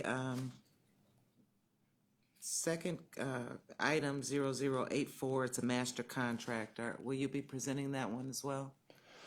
No, not the second item. All right, so since we were on the line of master contracts, we'll try to move forward with that. But I'll make a motion to move the second reading suspension to the full council. Is there a second? Second. All in favor say aye. Aye. Thank you. You're welcome. Madam Chair, Yes, Councilman may I have my name added?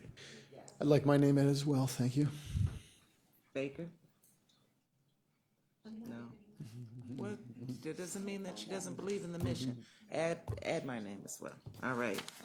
So Chrissy, if you could read 0084, since we're on master contracts, and it would kind of go a lot quicker than the last one as well.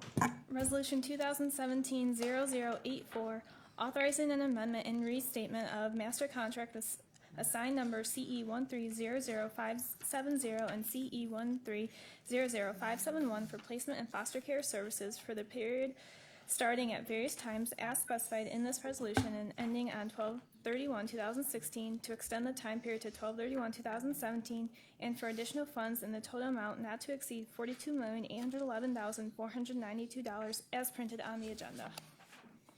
Hi, Mr. Math. Good afternoon. Good afternoon. If you could go over, we want to get the proposed substitute, so if you can go over the changes and why we have the proposed substitute in front of us.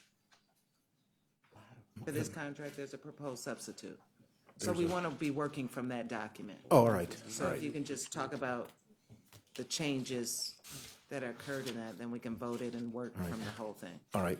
Well, this is an amendment to, approve our our master care contract for all our board and care providers for the Department of Children and Family Services. There's 41, board and care providers. There were 3 of them that were the changes that elected not to continue to provide the services. They were not local entities. As you recognize that this master contract amendment is late, and not to make any excuses, and I apologize for that, but it was late for a whole host of reasons. If you're really interested, I can surely go through those reasons. But that being said, we're in the process. We've released a new RFP for 2018. We released that RFP 2 weeks ago. The proposals are due in the end of this month. So we expect in 2018, when we have all our new contracts in place, they should be in place in ample time prior to the start of 2018. As you know, the board and care contracts are really kind of almost the backbone of the Division of Children and Family Services. And the whole purpose of these contracts are really to ensure that the children that the county has custody of are in safe, stable, and healthy environments. And these are all the providers that we contract with are all licensed, they're all accredited, and they're all excellent providers of the child care services. And with me is Elizabeth Neckloff, the program administrator over Department of Children and Family Services. So if you have any specific questions about about any of the service we provide, or any numbers, we'll surely provide that information. I'm going to ask the same question as I did to Mr. Porter. Does the use of these master agreements define the rate development process or the reimbursement mechanism departments must use? Good afternoon, Elizabeth Neckloff. The rates are set by the providers when they do their board and care. When they, we put out in 2014, we put out a request for qualifications, which the rates at that time were determined by each provider depending on what they submitted, qualifications of their staff. So that rate was set back in 2014, has been subsequently the same rate throughout this whole process. Chair, in this new RFP, obviously the rates change, and the cost of care, of course, goes up. So in the new RFP, we've asked them to include their new rates. I mean, there are it's considered 6 levels of service depending upon the intensity of the service that are needed for the child or children. So in the new RFP, they will propose their rate for each level of service, and we trust that it could reflect a higher increase. We don't know until we receive the responses. But in the past, they've all been prescribed, and they've been maintained for the last 3 years. And for these Board of Care contracts, the state provides, they have a provider qualification process, and they do that annually. Where does the county in the spectrum for qualifying provider organizations? Do we do anything like that? We get the information from the state. We work with the state licensing board. Depend on So the state. all their information is sent. We have contracted resource managers that are assigned to every provider. They go out on a monthly basis to meet with those providers, ensure that their qualifications and their licenses are up to date. And for foster care, each foster home is licensed individually. So we also maintain information from the state as far as if a foster parent no longer is licensed, we get that information from our private providers. All right. I'll open it up. I have more questions, but I'll open it up. We'll go with Councilwoman Brown and go down. Thank you, Madam Chair. With regards to the 6 levels of service that you mentioned, so is that related to the ability for the caregiver to care for the child when we say 6 levels of service? So the agency has what's called a level of care tool assessment that is done on every child that comes into care. It's 111 questions that is answered for every time the child is placed, or the child's placed with a relative, in foster care, in residential care. Each time those questions are answered in order to determine what level they need to be placed at. Subsequent, the matching process occurs, so if for level 6, it would be an intensive treatment center. So we have to make sure that those providers that have level 6 can meet this child's needs. So we send out a referral, we give them the level of care tool, then they determine if they feel as if they can meet that child's needs at that level. They've already been licensed to do so, but sometimes they have the option. They may not have a bed, or they may not feel that child meets the milieu that they're currently in. So that's how the level of care works. So with that in mind, that I would imagine that would make it a little bit challenging to carve out a budget because we don't know the level of children that are going to be coming in. So do we estimate it at the highest level for the trend of number of children we take in, or how does that? what we look at is the last few years. We kind of do a projection to see how many children that they have served at which level, what was their budget. And then within the master contract, that doesn't give us the ability to move around dollars just in case an Alliance Ohio Mentor takes in more children than we budgeted for, but it's all dependent. And sometimes we get more children at one particular level than others, so then we have to kind of figure out how we can move the money in order to meet the needs. And some with the providers, it could be, we contract with providers that are providing services for the 87 other counties in Ohio, plus kids from out of state, so it all depends. Okay, and with that in mind, this will be, I think, my last question. So the providers tell us their rate, and then do we negotiate from there, or do we just kind of say, okay, that's your rate, and then we know? Because I would feel as a social worker, I would be inclined to, naturally you look for the person, the organization that would be able to accommodate the level 6, but if I've got a level 6 that's 500 and I've got a level 6 that's 750, is that how it works, or? Well, once the contract is developed, that's the rate that they're at. So when you're looking at a level 6 child, if you have a Bell fare that offers you this particular rate, say it's $320, and then you have a Belmont Pines that may be a $285, we actually give that to the social worker from the placement department, meets with the social worker to ask, okay, these are the services that Belmont Pines is offering, these are the services that Applewood or Belfair could offer. Have you had experiences? These are the things that, what has been your experience? Because a lot of times it could be that although they're the same rate or the same level, there could be differences in how they provide that service, and workers may have had an experience that said, okay, I've had a really good experience with this provider, and I think my particular child would do best in that provider versus this provider. And they don't know, and actually social workers that make that decision do not know the rates. The only ones that know the rates are the placement department. Understood, and given that, I wonder if it's something that we should explore with maybe Mr. Pristow, that maybe certain level providers provide us, when we do our RFP, specific services, and anything else would be a bonus, but so that we can maybe have some consistency with the rate, so that you get what I'm trying to say? Yeah. Councilwoman Brown, if I can, when the proposals come in and they propose a particular unit rate, we sort of know what kind of rate to expect. I mean, we're not new at this, So if somebody comes in with a rate of, say, $100 a day for one level of service, and another provider comes in for the same service for $300 a day, part of our contract negotiation will be, geez, if the going rate is kind of, say, 150, why are you coming in at 300? It would be part of the negotiation, and they'd have to justify it, and it would ultimately be our decision. If we say, geez, we think that's a little out of line, given the going rate or the market rate, then we would negotiate that with the provider. But once it's in the contract, then we pay that unit rate. Councilman Toma. Thank you. Obviously, you indicated these go to licensed and accredited facilities, organizations. How is it that, I get at the beginning of the process, but how is it that you evaluate these various organizations as being acceptable for future funding and such at the end of their time, at the end of the contract? We I have 5 staff that monitor them on a monthly basis. So we go out, we have conversations with the social workers, we have conversations out at the facility or out at a network, say Ohio Mentor. We review them through the contracting monitoring department to find out, are they meeting the needs according to what the contract set forth for them? There are exit interviews that are in the system through this ACWA system that talks about if a child moves, the child is supposed to answer these specific questions on how they felt that placement was. So we have that information also. Okay, and who is with the child when they're answering those types of questions? They're usually at the next placement, and it's usually their social worker. Okay, so there would be somebody there who could assist them and not feel influenced or anything like that by the situation.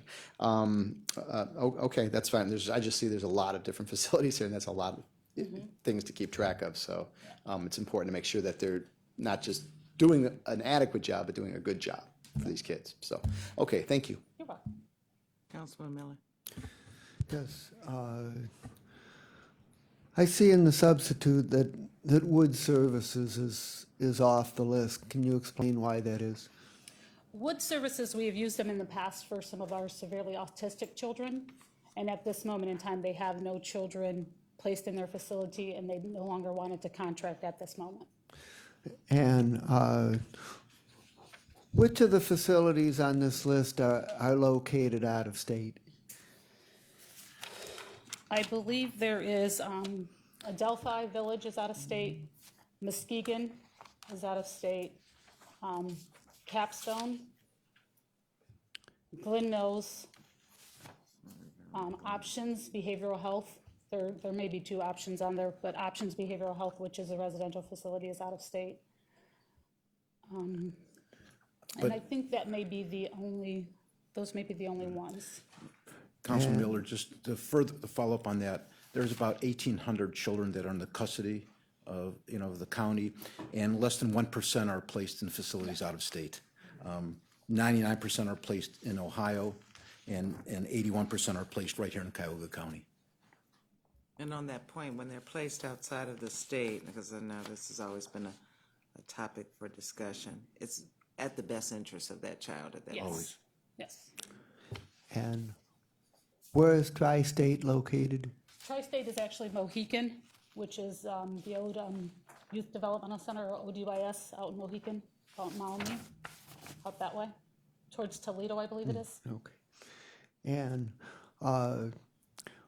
we have situations come up before the Board of Control in which we enter into these agreements and then they're folded into some of these contracts. Are some of those agencies folded into this contract? Correct. Those are mission criticals, so a Capstone and Options, those were mission criticals at the time, and as is Reach Counseling. Those were facilities that we didn't initially contract with, but they came up for children who required some special services that our current contracted providers were unable to meet. So then we had to do what's considered a mission critical so that they could be placed in those facilities so we can fold them into the master contract. Okay, thank you. Councilwoman Baker? Okay. Any other questions in regards to that?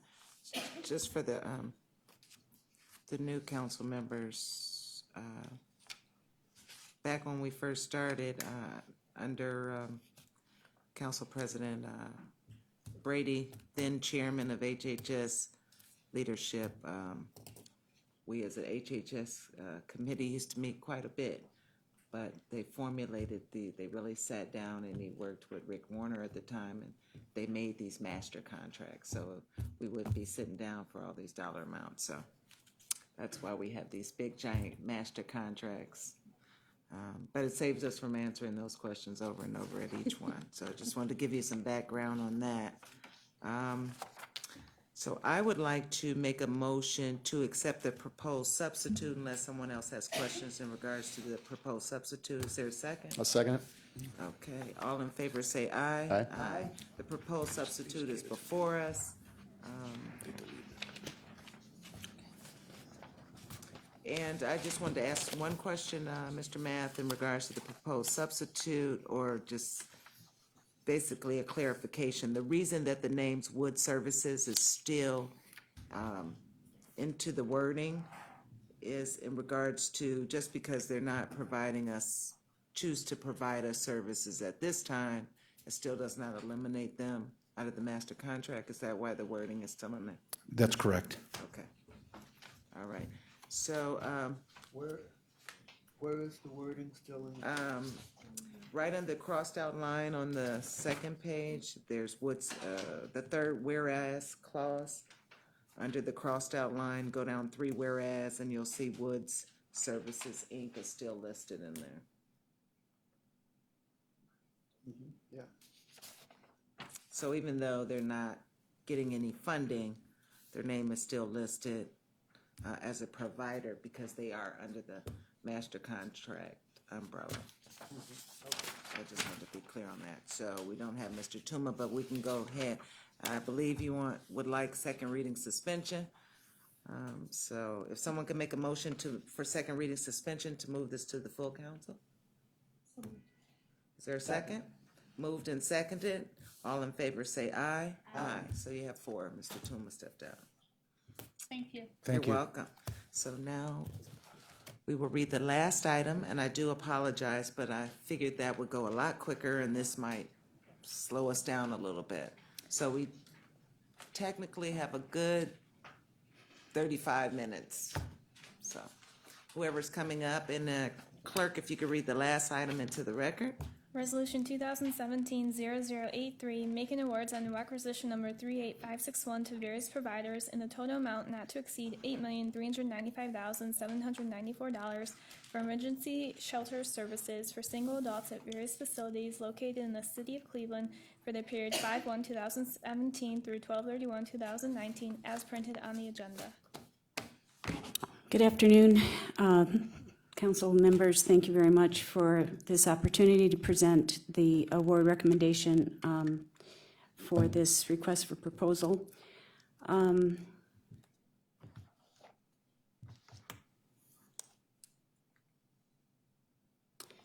Ruth Gillette with the Office of Homeless Services. So just wanted to begin with kind of a basic, what is the role of emergency shelter in our community? It is to provide a safety net for individuals and families experiencing a housing crisis. It's to try to eliminate street homelessness in our community, to engage with chronically homeless individuals and encourage them to come in for shelter. And the federal policies related to emergency shelter are urging communities to consider their emergency shelter system to be an experience for people that is brief, rare, and does not reoccur. So just a little background on the contract services. These were previously bid through an RFP process in 2013. At that time, only 2 providers submitted proposals. They were Lutheran Metropolitan Ministries and Frontline Service. It's kind of the county practice to release an RFP after 3 years of service, so we're going through that process again. And also just to point out that Cuyahoga County is the only community nationally that provides publicly funded shelter for anyone seeking shelter on demand, that provides a low barrier shelter option. No other community does this. And part of the reason why when you go to other communities and see a lot of people on the street, it's because of this fact. So again, I know we've been talking about RFPs today, so that whole process is really driven through the county charter. On the heels of the previous 3-commissioner form of county government, there is a great deal of concern about having contract processes that were public and transparent and fair. And so the charter is very specific about the process. And so, it has to be available, it has to be publicized, it's a public process, there's an option for a pre-bid conference, there's very firm deadlines, and essentially the actual request for proposal is a standardized document that the services are fit into within a format, so that's a standardized thing. There's a notification to bidders, and then we present, publicly again with recommendations of the awards. And actually, these responsibilities fall under the Department of the Office of Procurement and Diversity. So they kind of make sure that these things all happen. So the actual RFP states what is being sought in terms of a service or a product. It provides a detailed scope of the work. It identifies deliverables. It also identifies the scoring and the criteria for the scoring and the values. In the RFP that was released We've included the following items: that the providers needed to be able to provide shelter 365 nights a year, to provide overflow. So again, if a shelter is full, we don't turn anyone away. We, as a community, provide additional space, but we ask that the provider actually do that coordination of transporting people. That the facilities be maintained in compliance with building, fire, and safety codes for the city of Cleveland. That the environment be safe and clean for environment, for clients, for the staff, and for visitors. That people are provided access to showers, laundry, lockers, and mail. And again, these are things that are not standards, shall we say, in emergency shelters across the country. Meals are provided. In this scope of work, we ask that daytime access for clients engaged in services or who are vulnerable be a part of the response, that the shelter be open for all clients no later than 4 p.m. on a daily basis, that if there is extreme hot, extreme cold, extreme any kind of weather, or if there's some kind of a situation of danger in the community, that the shelter remain open for all people, and that the providers provide access to other community partners to come into the building to assist people. In addition, to develop a memo of understanding with other community partners so that they would have access and know what the meet confidentiality and protocols within the shelter, that either provider adhere to the local and state shelter standards, that they participate in our homeless management information system, that they support the strategic efforts of the continuum of care to reduce the length of stay of homelessness, and to provide performance outcome data and demographic data. So that was what was in the document. It was sent directly to over 10 service providers who are currently shelter service providers, and in addition to over 400 agencies that were registered through OPD's business registry, who have a social service code. 7-person review committee, none of whom had any conflicts of interest with the proposal bidders.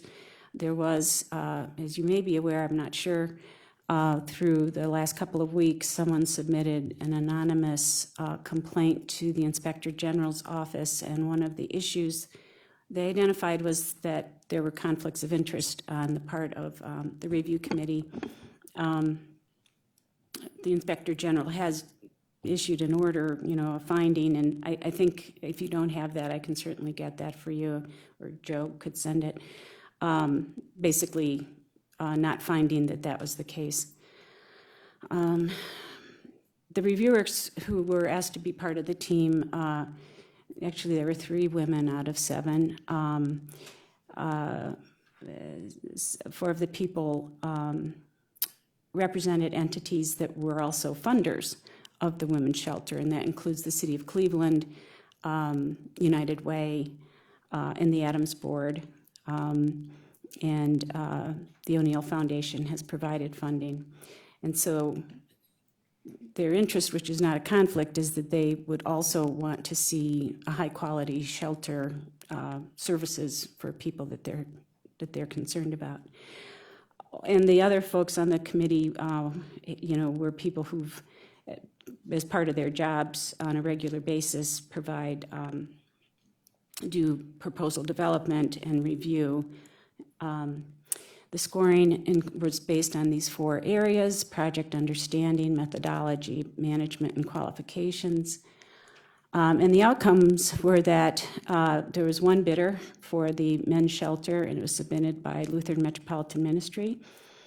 And so that is the recommendation to council to award a contract for those services to Lutheran. On the women's shelter side, there were 2 proposals. Both providers met the minimum threshold requirements. However, the higher scoring proposal is being recommended. It was submitted by Frontline Service. There are a lot of changes that are being proposed in the recommended proposal for the women's shelter. And so on the one side, currently there's limited daytime access for people that are vulnerable only. Under the new proposal and the award recommendation is that there'll be daytime access for anyone engaged in services. Currently, there's limited case management services. Under the new proposal, those will be expanded. Currently, the operations of the women's shelter, which would be sort of the monitors, the management of the non-support service type activities, are done by Frontline. And the new proposal, those will be managed through a partnership with Lutheran Metropolitan Ministries. Currently, there's no Wi-Fi or computer access for women in the women's shelter. Going forward, those services will be available. So what I've attached, and people I know this is hard to read, but in the audience also have, this is kind of a breakdown showing in this new partnership how the operation, basic needs, and case management services will be divided up between the two agencies. So the first two columns are things that will be provided by Lutheran Metropolitan Ministry, and then the case management services will be primarily provided by Frontline Service. And what this does is really build on the strengths of both agencies to provide a better level of service at both shelters, because this Frontline will then be extending their case management services to single adult men at 2100.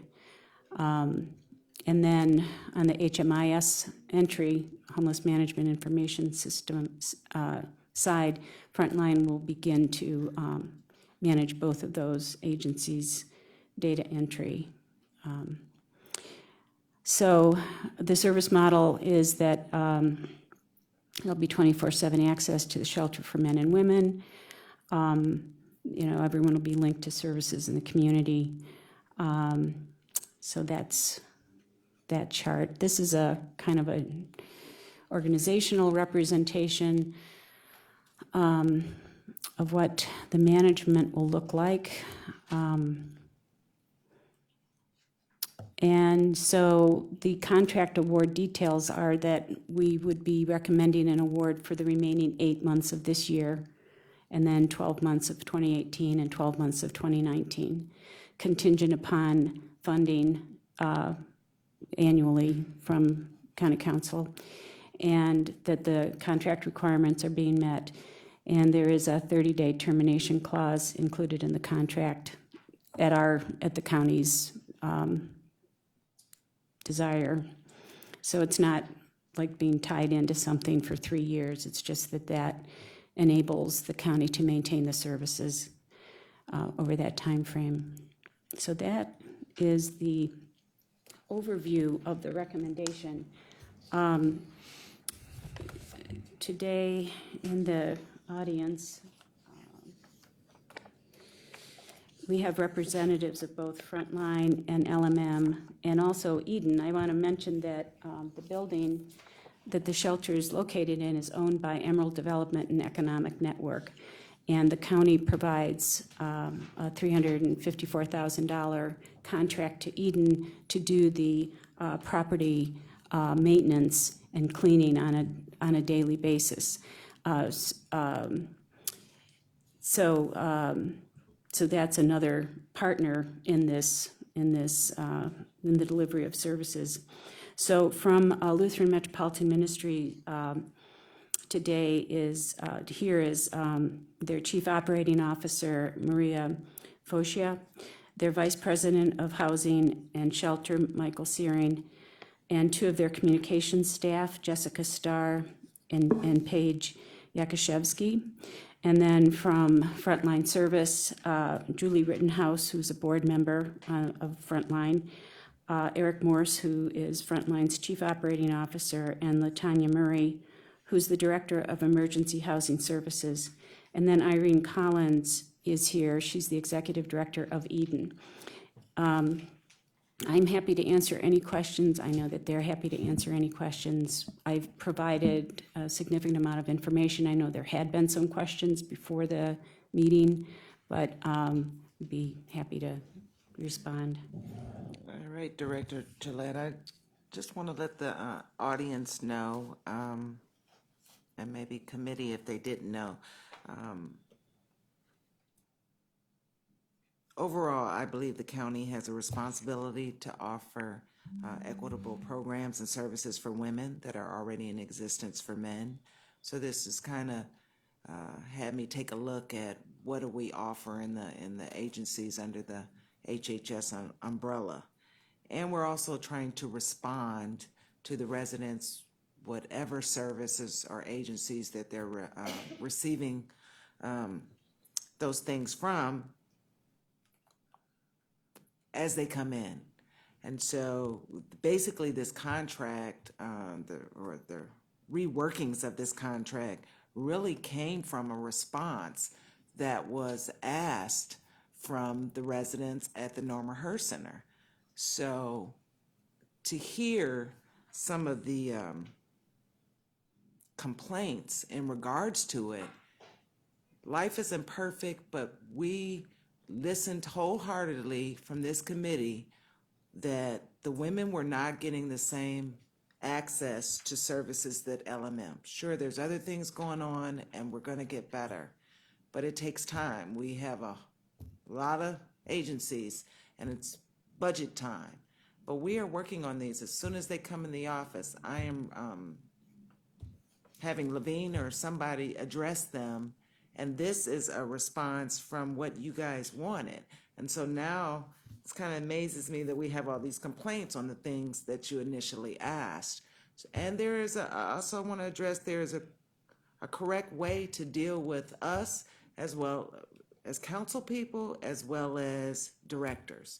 When we come out to the organizations, we're coming to help because we have plenty on our plate and we don't have to come to those organizations. That shows that we care and that we really want to address and be a dialogue back and forth. And this is basically addressed to NEOC, which unfortunately left, and how we treat our directors and council people when they come.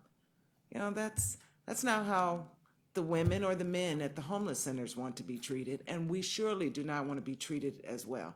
And so I gotta, it's disheartening to me to know that one of our directors has had enough. She does not even want to go inside that building, and that is not how we treat each other. And so I back up her feelings of not wanting to be able to share the communication and being able to give that dialogue of things that are requested of us. You know, we don't have time every day to come to those meetings or on a monthly basis or whenever they are.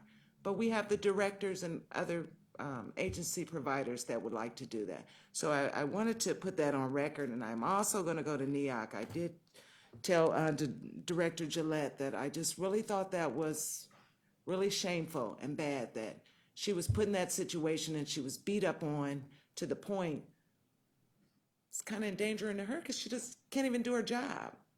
She doesn't want to be beat up on anymore, and none of us should be in that capacity. So I wanted to address that on public record and let the committee members know, as well as I will go to NEOC. Unfortunately, Mr. Davis left. That should not be tolerated. And so this request for proposal is a step in the direction that the ladies requested. And we here at County Council are trying to address those needs.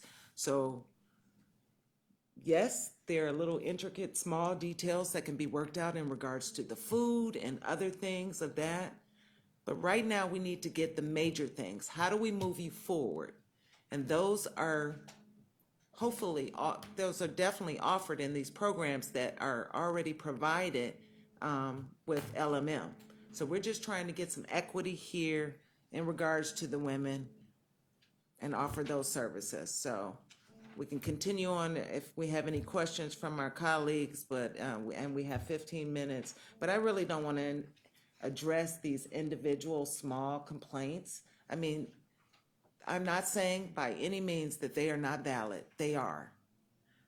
But we will address them between the director and myself in this committee with the individuals that send those in. And the same with the list of questions that our staff took the time to listen, and we've heard many of them before. It doesn't mean that we're not trying to work on them. So I open that up to my colleagues. We can ask Director Gillette some of these questions if we would like, but try to central in on the ones that are going to be directly related to the contract in regards to the food and other things that are not listed on this contract. So I've said my piece. Open it up to Councilwoman Baker. And we can go down. Thank you, Chair. And my question, perhaps because I am rather new here and still learning, is more of a big picture question. So on your very first page, you have role of emergency shelter, and it gives the role of what it is that we are here to support. And at the bottom, it says should be brief, rare, and non-recurring. So in your opinion, is our shelter doing or trying to do more than being brief, rare, and non-recurring? Are we perhaps in a place where we're trying to provide longer-term care but have the short-term ability, and through that want, need, and lack of resources of trying to do something that perhaps you're not set up for is why we're having maybe perhaps some of this difficulty? Through the chair, to Councilwoman Baker, thank you for asking that question. Yes, so this is a paradigm shift that we're talking about shelter being a brief experience for people, and unusual that we're, as a community, working to keep people housed, not having them come into homelessness, and that once someone leaves shelter and accesses permanent housing, that they don't, it's not a revolving door, that they come back into shelter. We have been having this discussion in our community probably for 6 or 7 months. The OHS, Office of Home Services Advisory Board, created a subcommittee called the Single Adult Strategies for Housing, SASH. And the idea is to really try to look, in our community, we've had initiatives that have focused on the chronically homeless, ending chronic homelessness, ending veteran homelessness, focused on ending family homelessness, youth homelessness, and we really haven't taken on what can we do to assist the single adult population that's not terribly disabled, et cetera, that aren't veterans. So this SASH committee has been meeting. Councilman Conwell has participated. Lou has been on a recent meeting. And anyone is open. It's open to anyone in the community to participate. But essentially, we now, so the short answer would be that we are trying to understand how we can help people leave shelter more quickly. Like what can the shelter focus should be on helping people get into housing and not provide the service necessarily in the shelter of employment or mental health counseling, but to link people with those resources in the community, with Ohio Means Jobs, with Towards Employment, with Job and Family Services resources, with the benefits that they're eligible for. And we now have a federal resource called Rapid Rehousing, which provides, can provide a security deposit and short-term rent subsidy to help non-disabled single adults get back into the community. They get an address that you're in a better position then to apply for employment and engage in the community with the resources that you need. If I may just follow, and I know we're short on time, I'll just follow with this question.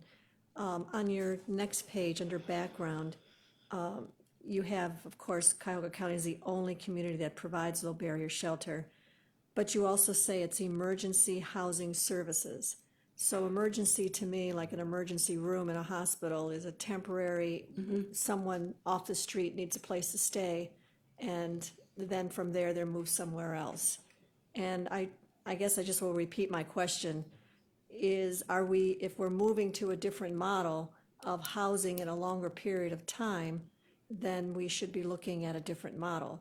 If we're looking at only providing emergency housing services, then that is certainly a completely different model, that it looks like what it is that you're performing under.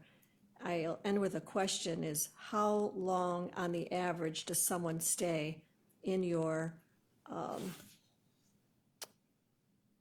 The average length of stay for the emergency shelter, I guess for is what the- you call yeah. it?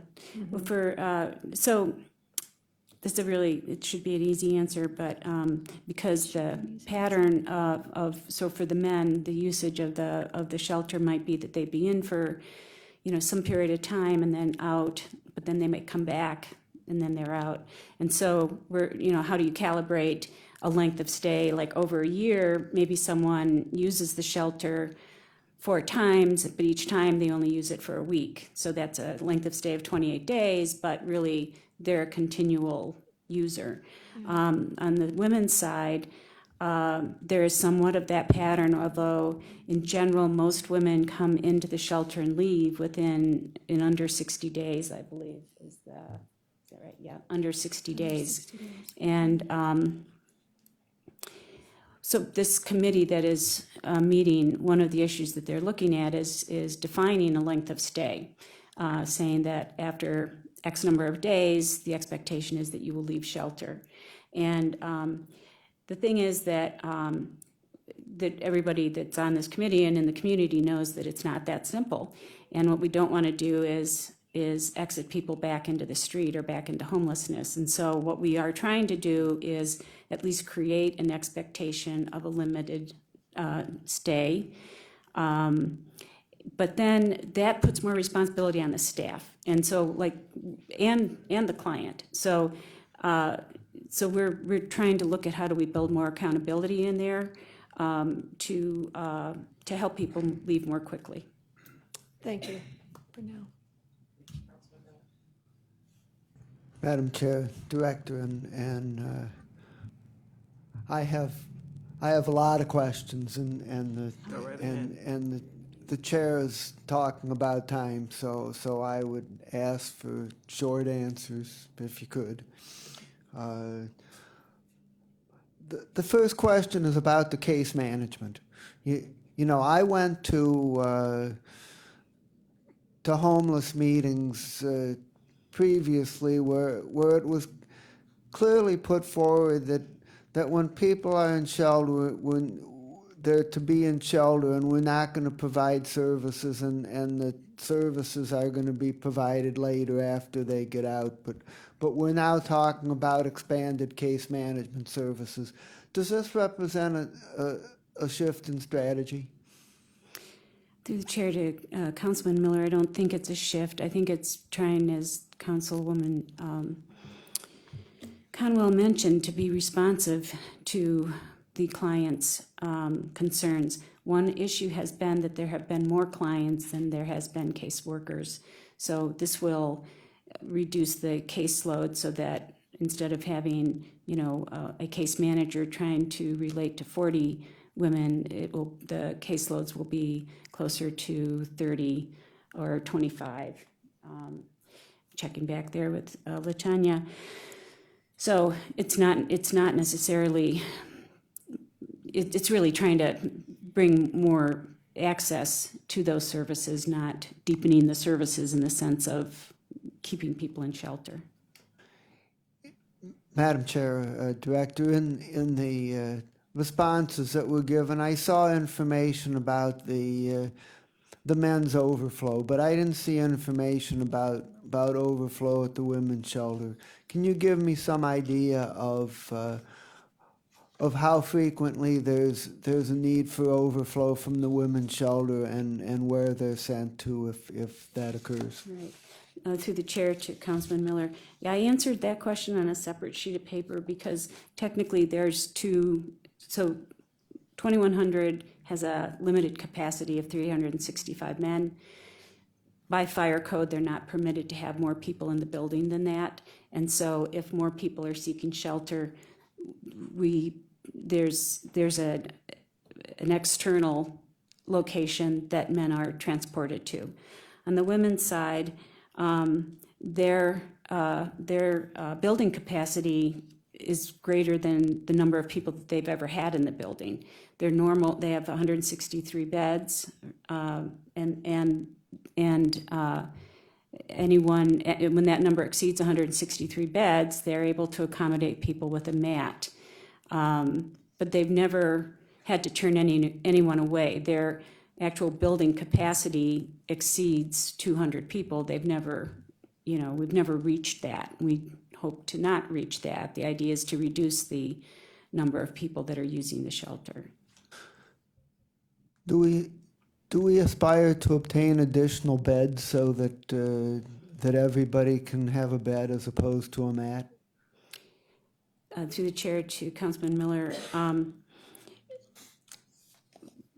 I think what we really aspire to is to reducing the number of people that are in the shelter. I mean, we could look at trying to expand the number of beds, but even so, we could definitely do that. We could, on an average, there's 170 to 175 people in the building. So another 10 beds would presumably. Some people prefer to sleep on a mat on the floor. Some people come in very late, and so you wouldn't be putting them in a bed anyway because that would be disruptive to the other people, so they would be able to sleep, So I think we have capacity for people to sleep comfortably, but I think that if we wanted to add beds, we could look at that, or maybe some cots that could be put up as opposed to the mat. And do we have lockers for everybody at Norma Her, or are we still short? Through the chair to Councilman Miller, we have increased the number of lockers at 2227. That is an issue that Eden has been working on very diligently. Most recently, they received a donation of some lockers from the Cleveland Clinic. They are looking for some more lockers. In the meantime, women who are at the shelter are given like totes to put things in. Back to Councilwoman Baker's comment, it's the sort of line between, this isn't really somebody's home where you are going to be collecting a lot of items versus, wanting to accommodate the things that people have with them. Bed bugs are a huge issue, and the more belongings that are brought into the shelter, the harder it is to manage the bed bug issue. Everything has to be treated before people bring it in terms of clothing or bedding, those kinds of really very practical issues that are dealt with on a daily basis.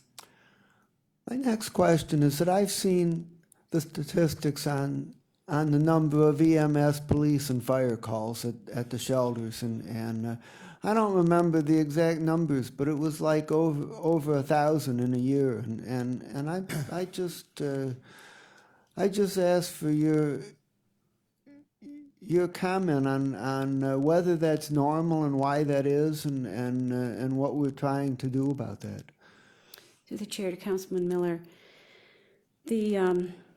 it is common knowledge that people who are homeless have, a higher percentage of health issues, and the health issues that they experience are more severe. And so it's not, I don't think it's like unusual or, it's not surprising that there would be more calls for emergency medical services from a shelter that's serving 170 people or 365 people on a daily basis. The capacity of the shelter staff to respond to someone who indicates that they're having a medical emergency would be to say, let's call 911. It wouldn't be to say, well, here, let me look at that for you, or just take a deep breath, you're not having a heart attack, or whatever the issue is. It's not appropriate for the shelter staff to make those decisions. So if a resident says, and oftentimes the residents are making the call themselves without even consulting a staff person. So my position on this, or my thinking on this, is that people who are in shelter, as well as all of us, pay taxes, and having access to emergency medical care is something that I, just like fire, they have that right, as any of us do. I don't think it's appropriate for the shelter to try to be a frontline medical provider. That would be costly and in the end probably not effective. I'm sorry, this is a long answer, but somehow this notion that because people who come to shelter have medical issues is the fault of the shelter is I just don't quite understand that thinking. And it's not because the shelter makes them sick, or, the shelter is just providing a shelter. Okay, and Madam Chair, I would like to ask a couple questions of the frontline representatives, if I could, please. Okay. Can Frontline come up, please?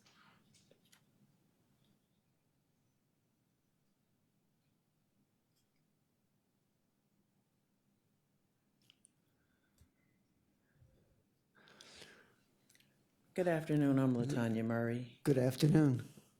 And I'm Eric Morse. Okay.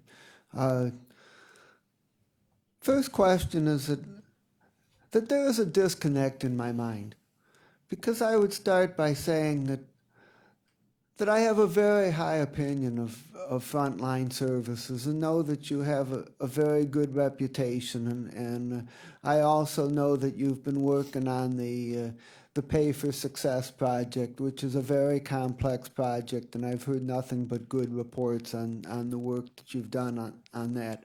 And yet, for the last couple years, I've been hearing all these complaints, and the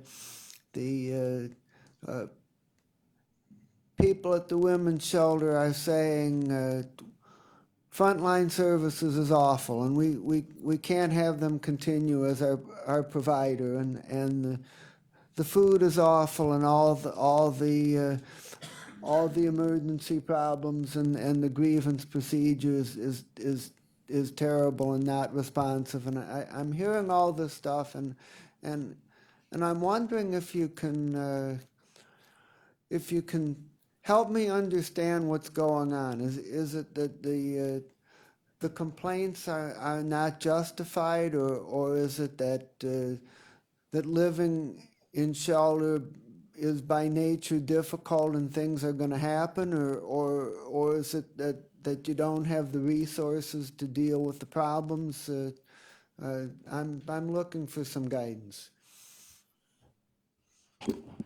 So through the chair to Councilman Miller, thank you for asking that question. It's a little bit of everything. I think Frontline has worked very diligently to create a safe shelter for all who ask for it. We have certainly a difficult job to do, and we do our best every day to do that. As Director Gillette pointed out, it is a low barrier shelter. Anyone who asks for shelter comes in, and we have to manage the needs of a very diverse group of women. Can we do better? We can always do better, and we strive to do better every day. Over these last few years, we have had many times where we've met with groups of women, where we've met with Mr. Davis and groups of women, where we've met with Miss Palfy and groups of women, where we've met with Lou and groups of women. We've met with women on our own. We have monthly community meetings with over 60 women who participate in those every month to get their input into the programming we provide. And we have, in each instance of those meetings, made improvements to the shelter operations. both in terms of the staffing, who works there, as well as how we provide the service, the meals, the rules, whether they can have food in their rooms, everything that they've asked for, we've tried to address if they're reasonable requests and things that we can accomplish. It seems there continues to be a difference of opinion among perhaps a small group of women who are still unhappy, and we still want to continue to hear those complaints and make adjustments as we can. The other thing that I've been hearing, and I want your comment on how you try to manage this, is that you have the low barrier program, and this means that in this population, people are going to come in who are addicted, and people are going to come in who have mental health problems, and we want to help those people not only get needed shelter, but maybe some help to with their situations. But situations arise, and then residents who don't have those problems want there to be stricter enforcement and more efforts made to so that no drugs come in or no alcohol comes in, and concerns about when there's behavior problems, and so my question is how do you try to balance that so that shelter can be comfortable for everybody? We try to balance it by having first enough staff on site so that we can monitor each area of the shelter, which I think we are well staffed in the evening in particular when issues are more likely to arise. We have access, because we're a mental health provider, to mental health specialty care if it's needed. We have an off-duty police officer on site if there are issues with violence or theft that can be addressed by the police since that is a police issue. We work with the Cleveland Mediation Center to do either resident-to-resident mediation or resident staff mediations. We are always seeking to get the input from those who live in our shelter, and we try to quickly move people out. As Ms. Gillette stated, the length of stay is around 60 days, so the faster we can move people on, the better it is. You know, and I don't know if this is what you're getting to, Councilman Miller, is this thought that there should be a mental health shelter or a separate shelter for people with disabilities. And I would say the majority of the women who live at Norma Herr have a disability. So it is that shelter, and we allow those who don't have disability to also stay there. Many people without a disability are able to move much more quickly. We've also made other changes. So those without disability can now access North Point. So if they're trying to get back to work, just like men who want to get back to work can access North Point, so can women. And so women who have fewer barriers and want to get back to work, they can also move from Norma Herr to North Point and get services that are more tailored to their specific needs. Madam Chair, I'm just going to close with a comment. I think that efforts are being made to deal with the issues and the questions, and I have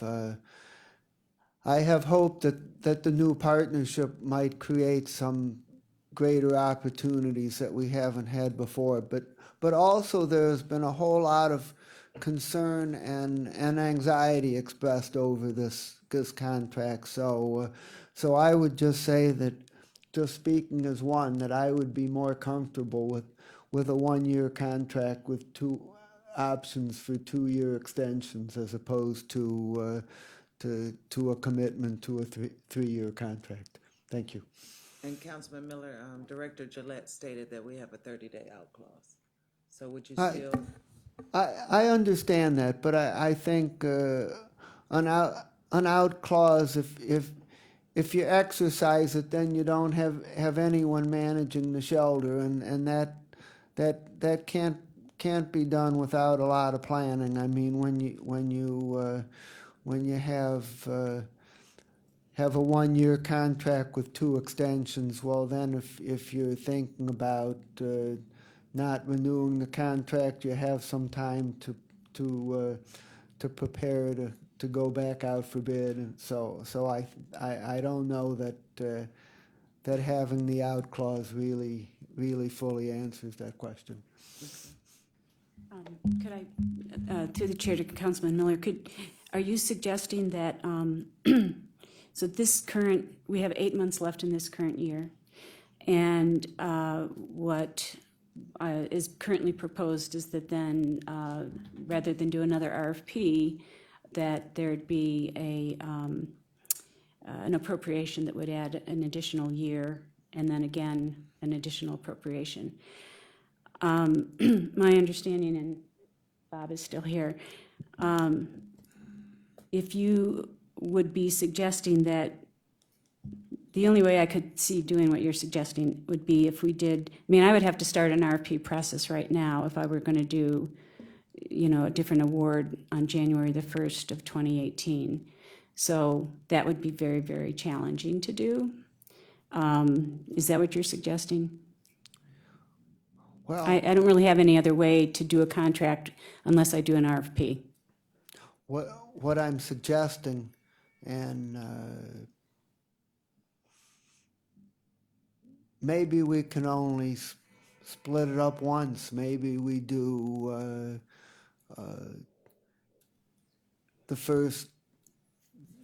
the rest of this year and next year, and then at some point the middle of next year we decide, well, are we going to renew for the third year, or are we going to go back out to bid? Give yourself that option. I just think that 2 years and 8 months is a long time to commit to, given the amount of concern that's been expressed over this contract. Is that basically how the contract is, or I looked at those broken up, and we were really just appropriating, but is it the actual wording is like that we have to? The way it is written, this permits the county to continue that relationship by appropriating funding. It would not come back to council until we did another RFP during the last year of the contract. So if council wants to review, I don't know that there's a way for council to review, or to advise the director to do an RFP. Could we amend and just put in that language? Bob, do you have any input into This is Kelly Spring, Assistant Law Director. I'm filling in for Kelly SB, HHS. We would have to change the language. I know Kelly SB drafted the contract. I can't see it right now exactly, but we can amend it we can do the through now until, I believe you were saying, the end of next year, so December 31st, 2018. We could look at it in next year and decide if we were going to do an amendment to continue through the end of 2019, or at that time we could decide then to do another RFP process if we're not happy with the service that we're receiving from the vendor at that time. Is that what you would like? I think that would be an improvement, yes. So you're. And then that way it gives it a chance for us to look at and see if this new effort has shown some improvement in regards to the women. Mm-hmm. So, I don't know. To the chair too. I know you want to move this along as Council well, members. so kind of like we did earlier, we did a second reading suspension, and we would do the proposed substitute on the night of council. Is that Right. is that okay? May I'll ask to the law director? Yes. Can't we set up, as with lease agreements, the option to renew, Yes, we can put that in there. so that if... But we still have to go through the amendment process. We wouldn't just re-sign. We still have to do an amendment. But we do that usually. I believe Bob usually puts that in most of his RFPs with the option. He suggests the time and then says the option to renew. Right, Yeah. so it is an opt-in. or an opt-out. And that would be at the discretion Of the county. The county. Mhm. We found, and I don't know what the time period is, 9 months into a year, we have 1/4 or 90 days to opt out and give notice of that opt-out. Wouldn't that be simpler than going through an entire RFP or cancellation? 30 of- day that we have in there already? Well, it doesn't sound like 30 days is enough. Yeah, through the chair, conceive what we could do, we could, have a period of time, say hypothetically a 12-month contract. And with an, as we said, with option years, what we could do is, because to Councilman Miller's point, if we have a 30-day, it doesn't give us enough time to competitively procure another service. So what we'd do in a situation like that, if we decided that, yes, we needed to go out for another competitive, bid, we could amend the contract for a 6-month period, whatever time we need to do the competitive procurement correctly. So we may not necessarily have to commit for another year, but we could commit for a 3-month period or 6 month. So it gives a little more time, just a 30-day out clause. Can I make a comment on the monitoring process for these contracts under Director Pristow? Services, there's some shared services now within HHS, one of which is monitoring, contract monitoring, which is Bob's bailiwick. So we will be developing a monitoring schedule for these contracts, which will inform the decision about whether or not to continue with these providers. Where do we leave off from questioning? Which way is it going? I'd like to, well, It's you next, right? It's going, Yeah. so, okay. I don't think there's anyone left. Councilman Miller pretty much went in the direction I was going to go in with the length of the contract, to be honest with you, having all these issues on a regular basis since I've been here in January. I just feel much more comfortable with a shorter length of contract and having some type of amendment where we extend that if the service is up to par, and this way, it keeps the foot to the pedal for all those involved, and it keeps the line of communication open, I think, between the vendor and folks that they're servicing. So I would be in agreement with that. It's as you indicated, it's not an easy job or an easy fix. There's a lot going on, a lot of moving parts with respect to the shelter, and I think this committee understands that. And as Councilman Miller pointed out, and Councilwoman Conwell, I think we are listening to the folks that are out here and coming here on a weekly basis with their concerns. I'm glad to see that steps are being taken to try to improve the situation. So I think that's occurring here. Thank you. Councilwoman Brown. Thank you. I had a couple of questions with regards to the bed situation. What is the bed count capacity? How many beds do we have? Not mats, but bed versus mats. What's Okay. Latanya, do you want to, I thought it was 160. I know it's in the. There are 162 beds on site. 162? And I know you have like a dorm or pod situation with bunks, and so how many pods do we have? Do you know? No, I'm sorry, I don't know that. Like count. bedrooms, the rooms.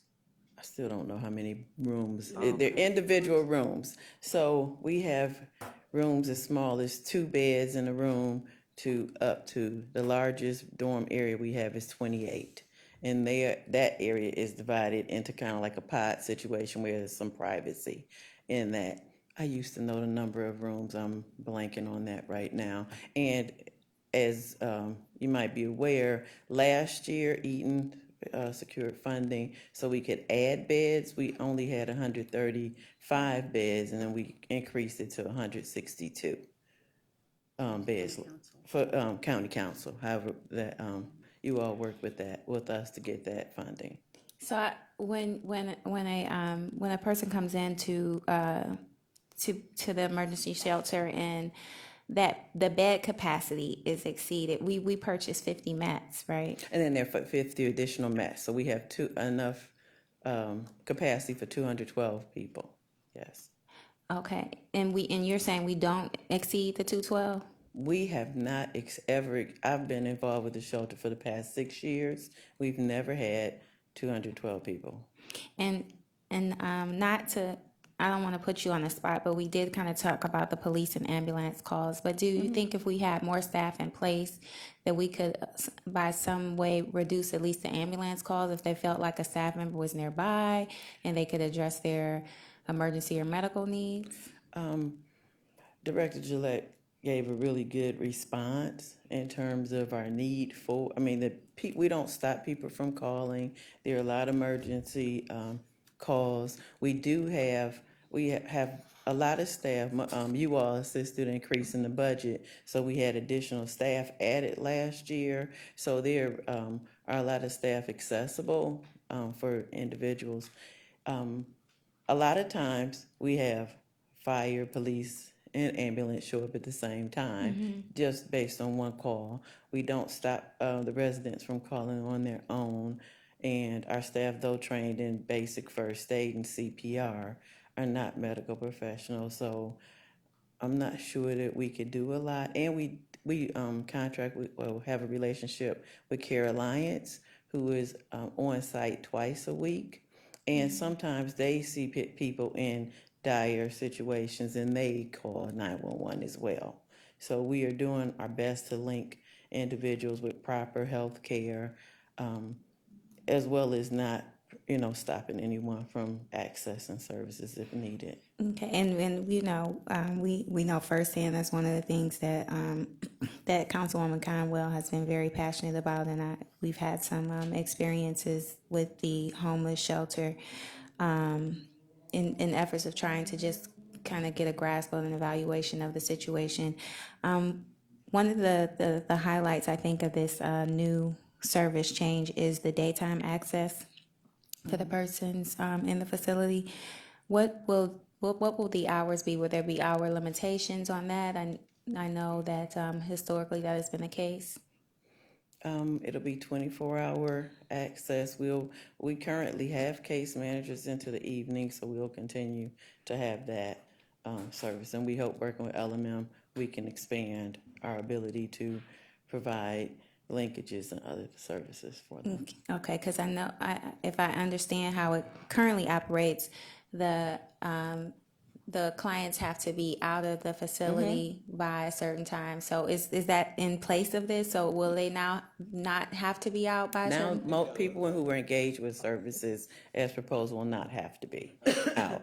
So there'll be additional staff available to assist them as well during the day. So there might be a limited number of people who are not engaged with services who will be out during the day. And they'll be asked or required, or how are we determining who can stay and who? I'm sorry. That's in the planning stages. Okay, That's something that we are working with LMM to make those determinations. Okay. So just through Councilwoman Conwell to Councilwoman Brown. So LMM, this is a model that LMM has had in place for a number of years, and so they will actually be facilitating moving that model to Norma Hare. So the organization of that we can share with you when it becomes clear how it's going to unfold, if that is helpful. Yeah, that's helpful. Again, I personally am happy to see that, because I think the ladies were being ushered to another facility. The Bishop Cosgrove Cosgrove, Center is yeah. open for people, anyone as a daytime drop-in, provides breakfast and lunch for people. And then just for some of our newer members who have not had the understanding, could you just highlight the longest staying resident for their personal knowledge at the Norma Hare Center? Frontline Service assumed responsibility for the women's shelter in February of 2004, and our longest resident has been at the shelter That since entire time. that entire time. So it is a very difficult problem to address, and it is one that we have explored and trying to navigate that in a way that's going to provide safety and security for the residents, as well as efficiency on our end, is a true challenge. So we do hear the concerns.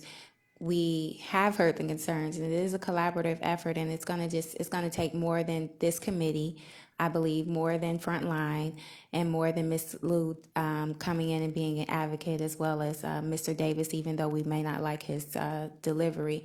But we have to do a better job, I think, on the front end too, as the ladies or people are coming into the shelter, establishing some terms. So it's a difficult place to be in, and I want to commend Ms. Gillette and Councilwoman Conwell for all of their efforts. They work extremely hard to address this issue, and we've been it's been stated to us that this is not a sexy topic, so it doesn't get a lot of attention. Well, I beg to disagree, because it does get a lot of attention, and it's just a difficult thing to manage when you have so many variables that have to go into place, and you're looking at mental health, you're looking at medical, you're looking at security and safety, you're looking at situations where any individual, whether they're being released from prison or trying to avoid domestic violence situation, can walk into a homeless shelter without any form of identification.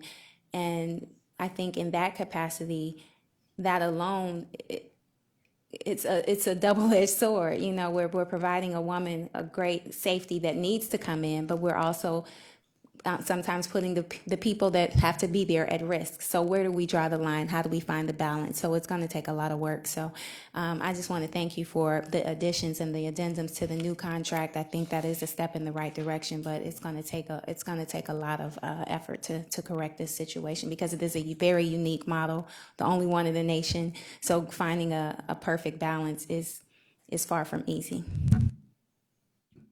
All right, any other comments or concerns? So I guess I'm a little confused here. So we will, I will make a motion to move the proposed substitute. You're gonna do some language on that, Councilman Miller? Amendment? I think at this point, we just pass the proposal as is, and then I need to work with the administration to come up with the language for the council meeting. All right. Would you like to make that motion, Councilman Miller? I will so move. Second. All in favor, say, for second reading, suspension to the full council, say aye. Aye. Thank you all very much for all your, input and concern and support to the women in the shelter system, and also to the Office of Homeless Services. Thank you.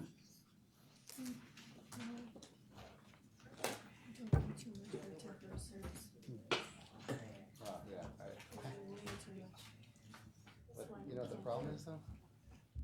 You have a group. You have a group of people.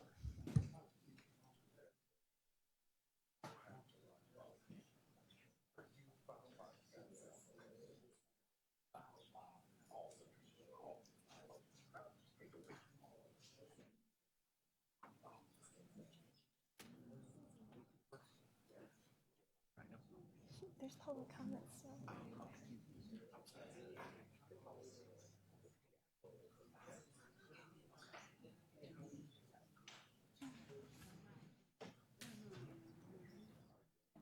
Excuse me, Ms. Conwell? Excuse me. Hey, Dale, there's no public comment. Madam Chair, we still have someone signed in for public comment.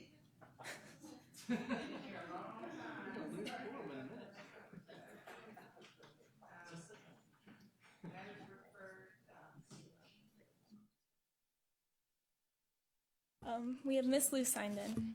Okay, there you go. Should I wait for Mr. Chuma? You can come right on up, Miss Lou. Come, no, please, come up. He's good. He's good. any of us could leave and it just come. I apologize. We've been here so Again, long. it happens to me again.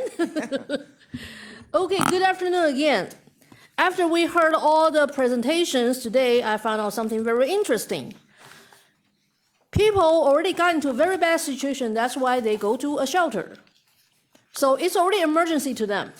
But now the emergency shelter actually make their life is more on the emergency. And that's why somebody like me will come to here for the 911 call. 1,336 calls last year. They're not joking. Everything we heard from that presentation, nothing will happen.